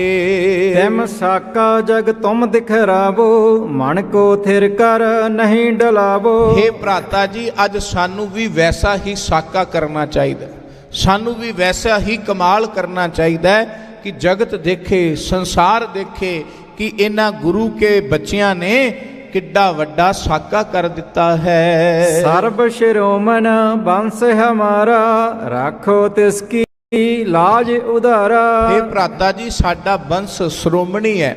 ਗੁਰੂ ਕਾ ਘਰ ਜਿਹੜਾ ਸ਼੍ਰੋਮਣੀ ਹੈ, ਬੰਸ ਬੜਾ ਉੱਚਾ। ਗੁਰੂ ਨਾਨਕ ਦੇਵ ਸੱਚੇ ਪਾਤਸ਼ਾਹ ਜੀ ਦੀ ਕੁਲ ਹਾਂ ਸੀ, ਤੇ ਇਸ ਕਰਕੇ ਜਨਮ ਕਰਕੇ ਨਹੀਂ, ਇਸ ਗੁਰਤਾ ਗੱਦੀ ਦੇ ਰੂਪ ਵਿੱਚ ਬਚਨ ਕਰ ਰਹੇ ਨੇ ਵੀ ਕਿਹੜੇ ਗੁਰੂ ਸਾਹਿਬਾਨ ਧੰਨ ਗੁਰੂ ਨਾਨਕ ਦੇਵ ਸੱਚੇ ਪਾਤਸ਼ਾਹ ਜਿਹੜੇ ਅਕਾਲ ਦਾ ਰੂਪ ਸਨ, ਉਹਦੇ ਘਰ ਦੀ ਪਰਪਾਟੀ ਚੱਲਦੀ ਆ ਰਹੀ ਹੈ। ਤੇ ਭਰਾਤਾ ਜੀ ਮਨ ਕਿਸੇ ਤਰ੍ਹਾਂ ਡੋਲਣ ਨਹੀਂ ਦੇਣਾ, ਭੈ ਕਿਸੇ ਤਰ੍ਹਾਂ ਮਨ ਵਿੱਚ ਆਉਣ ਨਹੀਂ ਦੇਣਾ। ਇਹ ਜੋ ਚਾਹੁੰਦੇ ਨੇ ਉਹ ਅਸੀਂ ਹੋਣ ਨਹੀਂ ਦੇਣਾ। ਸੁਣੇ ਅਨੁਜ ਤੇ ਧੀਰਜ ਬੈਨ, ਕਹਿਓ ਜੁਝਾਰ ਸਿੰਘ ਰਸਨੈਨ। ਕਹਿਣ ਲੱਗੇ ਇਸੇ ਤਰ੍ਹਾਂ ਜਦੋਂ ਆਪਣੇ ਛੋਟੇ ਭਰਾਤਾ ਜੀ ਤੋਂ ਵੀ ਇਹ ਬਚਨ ਸੁਣ ਲਏ ਨਾ, ਤੇ ਬਾਬਾ ਜ਼ੋਰਾਵਰ ਸਿੰਘ ਦੇ ਅੰਦਰ ਹੋਰ ਜੋਸ਼ ਆ ਗਿਆ, ਹੋਰ ਅੰਦਰ ਭਰ ਗਿਆ ਕਿ ਨਿੱਕੇ ਭਰਾ ਦੇ ਵੀ ਇਹ ਬੋਲ ਨੇ, ਨਿੱਕੇ ਦੇ ਵੀ ਇਹੀ ਬਚਨ ਨੇ। ਤੇ ਕਹਿਣ ਲੱਗੇ ਉਹਨਾਂ ਦੇ ਮਨ ਅੰਦਰ ਜੋਸ਼ ਆ ਗਿਆ, ਉਹਨਾਂ ਦੇ ਅੰਦਰ ਰੋਹ ਜਾਗ ਗਿਆ, ਤੇ ਨੇਤਰ ਉਹਨਾਂ ਦੇ ਨਿੱਕੇ ਨਿੱਕੇ ਨੇਤਰ ਜਿਹੜੇ ਨੇ ਉਹ ਲਾਲ ਹੋ ਗਏ। ਸਰਾ ਸੀਸ ਹਮ ਪਣਹੀ ਮਾਰੈ, ਧਰਮ ਆਪਣੋ ਨਹੀਂ ਬਿਗਾਰੈ। ਤੇ ਬੁਲੰਦ ਆਵਾਜ਼ ਵਿੱਚ ਕਹੀ, ਜਿਹੋ ਜੀਆਂ ਤੁਸੀਂ ਇਹ ਝੂਠੀਆਂ ਸ਼ਰਮਾਂ ਵਿੱਚ ਬੱਝੇ ਹੋਏ ਹੋ ਨਾ, ਲੋਕਾਂ ਦਾ ਧਰਮ ਧੱਕੇ ਨਾਲ ਪਰਿਵਰਤਨ ਕਰ ਰਹੇ ਹੋ, ਇਹੋ ਜਿਹੇ ਤੁਹਾਡੇ ਕੂੜ ਦੇ, ਇਹੋ ਜਿਹੇ ਤੁਹਾਡੇ ਫੋਕਟ ਧਰਮ ਤੇ ਮੈਂ ਕਹਿੰਦੇ ਆਪਣੀ ਜੁੱਤੀ ਨਹੀਂ ਮਾਰਦਾ। ਕਿਉਂਕਿ ਸੱਚਾ ਧਰਮੀ ਕਿਸੇ ਨੂੰ ਵਰਗਲਾਉਂਦਾ ਨਹੀਂ, ਸੱਚਾ ਧਰਮੀ ਕਿਸੇ ਨੂੰ ਡਰਾਉਂਦਾ ਨਹੀਂ। ਕਹਿੰਦੇ ਅਸੀਂ ਇਸਲਾਮ ਦਾ ਸਤਿਕਾਰ ਕਰਦੇ ਆ, ਪਰ ਜੋ ਤੁਸੀਂ ਆਪਣੇ ਆਪ ਨੂੰ ਇਸਲਾਮਿਕ ਆਖਦੇ ਹੋ, ਸ਼ਰਾ ਦੇ ਪਾਬੰਦ ਆਖਦੇ ਹੋ, ਤੁਸੀਂ ਆਪਣੇ ਇਸਲਾਮ ਦੀ ਤੋਹੀਨ ਕਰਦੇ ਹੋ, ਤੁਸੀਂ ਸ਼ਰਾ ਦੇ ਨਾਂ ਤੇ ਆਪ ਹੀ ਕਲੰਕ ਹੋ। ਹਮਰੇ ਬੰਸ ਰੀਤ ਐਮ ਆਈ, ਸੀਸ ਦੇਤ ਪਰ ਧਰਮ ਨਾ ਜਾਈ। ਕਹਿੰਦੇ ਸਾਡੇ ਤਾਂ ਦਾਦਾ ਗੁਰੂ ਜੀ ਨੇ ਰੀਤ ਇਹ ਚਲਾ ਦਿੱਤੀ ਹੈ ਵੀ ਸੀਸ ਲੱਗ ਜਾਏ ਪਰ ਆਪਣਾ ਧਰਮ ਨਹੀਂ ਗਵਾਉਣਾ। ਇਹ ਸਾਡੇ ਬੰਸ ਵਿੱਚ ਰੀਤ ਚੱਲੀ ਹੋਈ ਹੈ ਕਿ ਧਰਮ ਦੀ ਰੱਖਿਆ ਕਰਨੀ ਹੈ, ਭਾਵੇਂ ਸੀਸ ਲੱਗਦਾ ਹੈ ਤੇ ਲੱਗ ਜਾਵੇ। ਤੁਮਰੀ ਜਰਾ ਉਖਾਰਣ ਹੇਤ, ਹਮ ਨ ਡਰ ਪਹਿਗੇ ਸਿਰ ਦੇਤ। ਕਹਿਣ ਲੱਗੇ ਤੁਹਾਡੀਆਂ ਜੜ੍ਹਾਂ ਉਖਾੜਨ ਵਾਸਤੇ ਅਸੀਂ ਇੱਕ ਖਿਣ ਵੀ ਨਹੀਂ ਡਰਾਂਗੇ, ਅਸੀਂ ਆਪਣਾ ਸੀਸ ਦੇ ਦਿਆਂਗੇ। ਵੇਖੋ ਗੁਰੂ ਕੇ ਸਵਾਰਿਓ, ਸਮੇਂ ਦੀ ਆਪਣੀ ਚਾਲ ਹੁੰਦੀ ਹੈ। ਜਦੋਂ ਇਹੋ ਜਿਹਾ ਸਮਾਂ ਚੱਲਦਾ ਨਾ ਕੌਮਾਂ ਤੇ, ਜਿਸ ਵਕਤ ਉਹਨਾਂ ਨੂੰ ਆਪਣਾ ਆਪਾ ਹੀ ਸਾਬਤ ਕਰਨਾ ਪਵੇ, ਤੇ ਉਹਦੇ ਲਈ ਸ਼ਮਾ ਦੇ ਉੱਤੇ ਪਰਵਾਨਾ ਬਣ ਕੇ ਵੀ ਜੇ ਕੋਈ ਸੜ ਜਾਏ ਨਾ, ਤੇ ਉਸ ਵਕਤ ਵੀ ਉਹਦੀ ਕੌਮ ਦੀ ਰਹਿ ਆ ਜਾਂਦੀ ਹੈ। ਪਰ ਜੇ ਕੋਈ ਇਹ ਗੱਲ ਆਖੇ ਵੀ ਦੇਖੋ ਜੀ ਸਮਾਂ ਤੇ ਹੋਵੇ ਸੜ ਕੇ ਮਰਨ ਦਾ, ਸਮਾਂ ਤੇ ਹੋਵੇ ਪਰਵਾਨਿਆਂ ਦੇ ਬਲਿਦਾਨ ਦੇਣ ਦਾ, ਤੇ ਉੱਥੇ ਕੋਈ ਆਖੇ ਨਹੀਂ ਜੀ ਬੈਠ ਕੇ ਗੱਲ ਕਰਾਂਗੇ, ਕੋਈ ਵਿਚਲੇ ਹੀ ਗੱਲ ਕੱਢਨੇ ਆ, ਕੋਈ ਕਿਸੇ ਤਰ੍ਹਾਂ ਦੇ ਨਾਲ ਕੋਈ ਦਿਮਾਗ ਲਾਣੇ ਆ, ਕਿਸੇ ਤਰ੍ਹਾਂ ਦੇ ਨਾਲ ਕੋਈ ਵਿਚਾਰਾਂ ਦਾ ਜ਼ੋਰ ਪਾਉਂਦੇ ਆ, ਐਸਾ ਨਹੀਂ। ਇਹ ਹਰ ਚੀਜ਼ ਜੇ ਤੁਸੀਂ ਮੈਦਾਨੇ ਜੰਗ ਵਿੱਚ ਆਪਣੇ ਦੁਸ਼ਮਣ ਨੂੰ ਸ਼ਿਕਸਤ ਦੇ ਦਿਓਗੇ ਫਿਰ ਉਹ ਤੁਹਾਡੇ ਨਾਲ ਗੱਲ ਕਰਨ ਲਈ ਵੀ ਰਾਜੀ ਹੋ ਜਾਏਗਾ। ਪਰ ਜੇ ਤੁਸੀਂ ਪਹਿਲਾਂ ਸਿਰ ਦੇਣ ਤੋਂ ਹੀ ਡਰ ਗਏ, ਆਪਣੇ ਦੁਸ਼ਮਣ ਤੋਂ ਨੀਵੇਂ ਪੈ ਗਏ ਮੈਦਾਨੇ ਜੰਗ ਵਿੱਚ, ਫਿਰ ਤੁਸੀਂ ਗੁਲਾਮ ਤਾਂ ਹੋ ਸਕਦੇ ਹੋ, ਫਿਰ ਤੁਸੀਂ ਲਤਾੜੇ ਤਾਂ ਜਾ ਸਕਦੇ ਹੋ, ਫਿਰ ਤੁਸੀਂ ਉਹਦੇ ਮੁਕਾਬਲੇ ਤੇ ਬਹਿ ਕੇ ਗੱਲਬਾਤ ਨਹੀਂ ਕਰ ਸਕਦੇ। ਜਿਹਨੂੰ ਅਸੀਂ ਕਹਿੰਦੇ ਹਾਂ ਟੇਬਲ ਟਾਕ, ਉਹਦੇ ਨਾਲ ਹੀ ਕੀਤੀ ਜਾ ਸਕਦੀ ਹੈ ਜਿਹੜਾ ਬੰਦਾ ਇੱਕ ਸਾਰਤਾ ਵਾਲਾ ਹੋਵੇ। ਜੇ ਕੋਈ ਆਪਣੇ ਆਪ ਨੂੰ ਵੱਡਾ ਬਾਦਸ਼ਾਹ ਸਮਝਦਾ ਹੈ ਤੇ ਆਪ ਵੀ ਬਾਦਸ਼ਾਹ ਬਣ ਕੇ ਉਹਦੇ ਨਾਲ ਪਹਿਲਾਂ ਜੂਝਣਾ ਪਏਗਾ। ਸਿਰ ਦੇਣੇ ਵੀ ਪੈਂਦੇ ਨੇ ਤੇ ਸਿਰ ਵਰਤਣੇ ਵੀ ਪੈਂਦੇ ਨੇ, ਪਰ ਫਰਕ ਹੈ ਜਦੋਂ ਮਨੁੱਖ ਦੇ ਅੰਦਰ ਗੁਲਾਮ ਸਿੱਖਤਾ ਦਾ ਪ੍ਰਭਾਵ ਪੈ ਜਾਏ ਫਿਰ ਉਹ ਬਿਲਕੁਲ ਇਸ ਸਬਜੈਕਟ ਨੂੰ ਕਹਿ ਲਈਏ, ਸੰਕਲਪ ਨੂੰ ਕਹਿ ਲਈਏ, ਇਸ ਕਨਸੈਪਟ ਨੂੰ ਕਹਿ ਲਈਏ, ਬਿਲਕੁਲ ਰੱਦ ਕਰਨ ਤੇ ਆ ਜਾਂਦਾ ਹੈ। ਜੀ ਨਹੀਂ, ਹੁਣ ਸਿਰ ਦੇਣ ਦੀ ਲੋੜ ਨਹੀਂ, ਸਿਰ ਵਰਤਣ ਦੀ ਲੋੜ ਹੈ। ਨਹੀਂ ਗੁਰੂ ਸਵਾਰਿਓ, ਜਦੋਂ ਆਪ ਗੁਲਾਮੀ ਦਾ ਅਹਿਸਾਸ ਕੌਮਾਂ ਕਰਦੀਆਂ ਹੋਣ, ਜਦੋਂ ਅਸੀਂ ਗੁਲਾਮ ਹੋਈਏ, ਸਾਡੀ ਉਦੋਂ ਕਿਸੇ ਨੇ ਨਹੀਂ ਸੁਣਨੀ। ਅਸੀਂ ਕਹਿੰਦੇ ਆ ਨਾ, ਗਰੀਬ ਬੰਦਾ, ਗੁਲਾਮ ਬੰਦਾ, ਦਾਸ ਬੰਦਾ ਕਿੱਡਾ ਵੀ ਸਿਆਣਾ ਹੋਵੇ, ਕਿੰਨਾ ਵੀ ਵਿਦਵਾਨ ਹੋਵੇ, ਕਦੀ ਉਹਦੀ ਗੱਲ ਕਿਸੇ ਵੱਡਿਆਂ ਨੇ ਮੰਨੀ ਹੈ ਵੀ ਇਹ ਏਡੀ ਸੋਹਣੀ ਗੱਲ ਕਰਦਾ? ਬਿਲਕੁਲ ਨਹੀਂ। ਹਾਲਾਂਕਿ ਉਹਦੀ ਗੱਲ ਆਪਣੀ ਬਣਾ ਕੇ ਪੇਸ਼ ਕਰ ਦਿੱਤੀ ਜਾਏਗੀ, ਪਰ ਉਹਦੀ ਨਹੀਂ ਰਹਿਣ ਦਿੱਤੀ ਜਾਂਦੀ। ਛੋਟੀਆਂ ਕੌਮਾਂ ਨਾਲ ਕਹਿ ਲਈਏ, ਘੱਟ ਗਿਣਤੀ ਕੌਮਾਂ ਨਾਲ ਕਹਿ ਲਈਏ, ਸਦਾ ਹੀ ਐਸਾ ਹੁੰਦਾ ਰਿਹਾ ਹੈ। ਉਹਨਾਂ ਦੇ ਆਈਡੀਏ ਆਪਣੇ ਬਣਾ ਕਰਕੇ ਪੇਸ਼ ਕੀਤੇ ਜਾਂਦੇ ਰਹੇ, ਉਹਨਾਂ ਦੇ ਦਿਮਾਗ, ਉਹਨਾਂ ਦੀਆਂ ਗੱਲਾਂ, ਉਹਨਾਂ ਦੀਆਂ ਪ੍ਰਾਪਤੀਆਂ ਆਪਣੀਆਂ ਕਹਿ ਕਰਕੇ ਪੇਸ਼ ਕੀਤੀਆਂ ਜਾਂਦੀਆਂ ਰਹੀਆਂ ਤੇ ਉਹਨਾਂ ਨੂੰ ਦੱਬਦੇ ਰਹੇ, ਉਹਨਾਂ ਨੂੰ ਕੁਚਲਦੇ ਰਹੇ, ਉਹਨਾਂ ਨੂੰ ਸਦਾ ਹੀ ਉਹਨਾਂ ਦੇ ਹੱਕ ਤੋਂ ਵਾਂਝਿਆ ਰੱਖਿਆ ਜਾਂਦਾ ਹੈ। ਇਹ ਇਸ ਵਕਤ ਤੁਸੀਂ ਕੀ ਕਰੋਗੇ? ਉਸ ਵਕਤ ਫਿਰ ਸਿਰ ਵਰਤੇ ਨਹੀਂ, ਸਿਰ ਦੇਣ ਦੀ ਲੋੜ ਹੁੰਦੀ ਹੈ। ਤੇ ਜਦੋਂ ਜ਼ੁਲਮ ਵੱਧ ਜਾਏ, ਸਿਰ ਦੇਣ ਵਾਲੇ ਇੰਨੇ ਕੁ ਮਜ਼ਬੂਤ ਹੋ ਜਾਣ ਕਿ ਅਸੀਂ ਤਾਂ ਆਪਣਾ ਆਪਾ ਕੁਰਬਾਨ ਕਰਨਾ ਹੈ, ਫਿਰ ਇੱਕ ਦਿਨ ਜ਼ਾਲਮ ਵੀ ਹੱਕਾ ਬੱਕਾ ਰਹਿ ਜਾਂਦਾ ਹੈ, ਫਿਰ ਉਹਨੂੰ ਵੀ ਝੁਕਣਾ ਪੈਂਦਾ ਹੈ ਤੇ ਉਹਨੂੰ ਵੀ ਅੱਗੇ ਵਿਚਾਰ ਪੇਸ਼ ਕਰਨੇ ਪੈਂਦੇ ਨੇ। ਇਤਿਹਾਸ ਭਰਿਆ ਪਿਆ ਸਾਡਾ ਇਹਨਾਂ ਗੱਲਾਂ ਦੇ ਨਾਲ। ਜਦੋਂ ਗੁਰੂ ਕੇ ਖਾਲਸੇ ਨੇ ਹਰ ਵਕਤ ਮੱਲਾਂ ਮਾਰਨੀਆਂ, ਹਰ ਵਕਤ ਲੜਾਈ ਝਗੜਾਈ ਕਰਨਾ, ਤੇ ਲਾਹੌਰ ਵਰਗਿਆਂ ਸੂਬਿਆਂ ਨੂੰ ਵੀ ਸੋਚਣ ਲਈ ਮਜਬੂਰ ਹੋਣਾ ਪਿਆ ਕਿ ਇਹਨਾਂ ਨੂੰ ਨਵਾਬੀਆਂ ਦੇ ਦਈਏ, ਇਹਨਾਂ ਨੂੰ ਆਪਣੇ ਨਾਲ ਰਲਾ ਲਈਏ ਵੀ ਘੱਟੋ ਘੱਟ ਸ਼ਾਂਤੀ ਤਾਂ ਹੋਵੇ। ਭਾਵ ਵੇਖੀਏ ਵੀ ਮਜਬੂਰ ਕਰ ਦਿੱਤਾ। ਇੱਕ ਸਮੇਂ ਦੀ ਸਰਕਾਰ ਨੂੰ ਘੋੜਿਆਂ ਤੇ ਰਹਿਣ ਵਾਲਿਆਂ ਨੇ ਮਜਬੂਰ ਕਰ ਦਿੱਤਾ ਵੀ ਤੁਹਾਨੂੰ ਸਾਡੀ ਗੱਲ ਮੰਨਣੀ ਹੀ ਪਏਗੀ। ਐਸੇ ਵੀ ਗੁਰੂ ਕੇ ਖਾਲਸੇ, ਐਸੇ ਵੀ ਗੁਰੂ ਕੇ ਸਿੰਘ ਸਨ। ਕਿਉਂ ਸਨ? ਕਿਉਂਕਿ ਉਹਨਾਂ ਦੇ ਕੋਲ ਆਪਣੇ ਵੱਡਿਆਂ ਦੀ, ਆਪਣੇ ਬਾਬਿਆਂ ਦੀ, ਸਾਹਿਬਜ਼ਾਦਿਆਂ ਦੀ ਸ਼ਹਾਦਤ ਦੀ ਦਾਸਤਾਨ ਸੀ। ਉਹਨਾਂ ਕੋਲ ਬਾਬਾ ਬੰਦਾ ਸਿੰਘ ਬਹਾਦਰ, ਉਹਦੇ ਬੱਚੇ ਦੀ ਦਾਸਤਾਨ ਸੀ। ਉਹਨਾਂ ਕੋਲ ਭਾਈ ਤਾਰੂ ਸਿੰਘ ਜੀ, ਭਾਈ ਮਨੀ ਸਿੰਘ ਜੀ, ਬਾਬਾ ਦੀਪ ਸਿੰਘ ਜੀ ਦੀ ਦਾਸਤਾਨ ਸੀ। ਇਸ ਕਰਕੇ ਉਹ ਇੱਥੋਂ ਤੱਕ ਮਜ਼ਬੂਤ ਹੋਏ, ਭੁੱਖੇ ਭਾਣੇ ਰਹਿ ਕਰਕੇ ਵੀ ਉਹਨਾਂ ਨੇ ਸਰਕਾਰਾਂ ਨੂੰ ਸਦਾ ਹੀ ਝੁਕਾਇਆ। ਪਰ ਜਦੋਂ ਕੋਈ ਆਪਣੀ ਕੌਮ ਦੇ ਇਤਿਹਾਸ ਨੂੰ ਭੁੱਲ ਜਾਏ, ਵਡੇਰਿਆਂ ਦੀਆਂ ਕਹਾਣੀਆਂ, ਮੱਲਾਂ ਨੂੰ ਭੁੱਲ ਜਾਏ, ਫਿਰ ਉਹ ਗੁਲਾਮ ਬਣ ਜਾਂਦਾ ਹੈ। ਫਿਰ ਉਹਦੀ ਵਿਚਾਰਧਾਰਾ ਵੀ ਬਦਲ ਜਾਂਦੀ ਹੈ। ਗੁਲਾਮ ਬੰਦਾ ਲੜਾਈ ਵਾਲੇ ਪਾਸੇ, ਝਗੜੇ ਵਾਲੇ ਪਾਸੇ ਨਹੀਂ, ਉਹ ਗੁਲਾਮ ਬਣ ਕੇ ਹੀ ਆਪਣੀ ਨਸਲਾਂ ਤੱਕ ਨੂੰ ਕਹਿ ਦਿੰਦਾ ਵੀ ਰਾਮ ਨਾਲ ਗੁਲਾਮੀ ਕਰਕੇ ਰੋਟੀ ਖਾਈ ਜਾਓ। ਪਰ ਗੁਰੂ ਕਾ ਖਾਲਸਾ, ਗੁਰੂ ਕੇ ਸਿੱਖਾਂ ਨੇ ਇਸ ਕਨਸੈਪਟ ਨੂੰ ਕਹਿ ਲਈਏ, ਸੰਸਾਰ ਦੀ ਇਸ ਵਿਚਾਰਧਾਰਾ ਨੂੰ ਕਦੀ ਨਹੀਂ ਕਬੂਲਿਆ। ਨਿੱਕੇ ਤੋਂ ਨਿੱਕੇ ਲਾਲਾ ਨੇ ਵੀ ਮਰਨਾ ਪਸੰਦ ਕੀਤਾ, ਸ਼ਹਾਦਤਾਂ ਪਸੰਦ ਕੀਤੀਆਂ, ਪਰ ਗੁਲਾਮੀ ਦੇ ਨਾਲ, ਜ਼ਿਲਤ ਦੇ ਨਾਲ ਉਹਨਾਂ ਕਦੀ ਆਪਣਾ ਜੀਵਨ ਨਹੀਂ ਬਸ਼ਰ ਕੀਤਾ। ਇਸੇ ਤਰ੍ਹਾਂ ਗੁਰੂ ਕੇ ਲਾਲ ਬਾਬਾ ਜ਼ੋਰਾਵਰ ਸਿੰਘ ਜੀ, ਬਾਬਾ ਫਤਿਹ ਸਿੰਘ ਜੀ ਭਰੀ ਸਭਾ ਦੇ ਅੰਦਰ ਕਿਵੇਂ ਸ਼ੇਰਾਂ ਵਾਂਗੂ ਗਰਜਦੇ ਨੇ, ਕਿਵੇਂ ਇਸ ਸਭਾ ਦੇ ਵਿੱਚ ਬੱਚਿਆਂ ਦੇ ਨਾਲ, ਗੁਰੂ ਕੇ ਸਾਹਿਬਜ਼ਾਦਿਆਂ ਦੇ ਨਾਲ ਇਸ ਤਰ੍ਹਾਂ ਗੱਲਬਾਤ ਕਰਕੇ ਉਹ ਵਰਗ ਲਾਉਣ ਦਾ ਯਤਨ ਕਰਦੇ ਨੇ। ਅਖੀਰ ਇਹ ਗੁਰੂ ਕੇ ਲਾਲ, ਇਹ ਗੁਰੂ ਕੇ ਕੌਮ ਦੇ ਪਰਵਾਨੇ ਕਿਵੇਂ ਸ਼ਮਾ ਤੇ ਬਲਦੇ ਨੇ, ਇਹ ਇਤਿਹਾਸ ਗੁਰੂ ਕਿਰਪਾ ਸਦਕਾ ਆਪਾਂ ਅੱਗੇ ਸਰਵਣ ਕਰਾਂਗੇ। ਅੱਜ ਇਤਨੀਆਂ ਬੇਨਤੀਆਂ ਪ੍ਰਵਾਨ ਕਰਨੀਆਂ, ਵਿਚਾਰਾਂ ਕਰਦਿਆਂ ਬੇਅੰਤ ਭੁੱਲਾਂ ਹੋ ਗਈਆਂ ਹਨ। ਆਪ ਸੰਗਤ ਕਿਰਪਾਲੂ ਸਤਿਗੁਰੂ ਬਖਸ਼ਣ ਯੋਗ ਨੇ, ਬਖਸ਼ ਲੈਣਗੇ। ਆਓ ਹੁਣ ਅਤੀ ਸਤਿਕਾਰਯੋਗ ਗੁਰੂ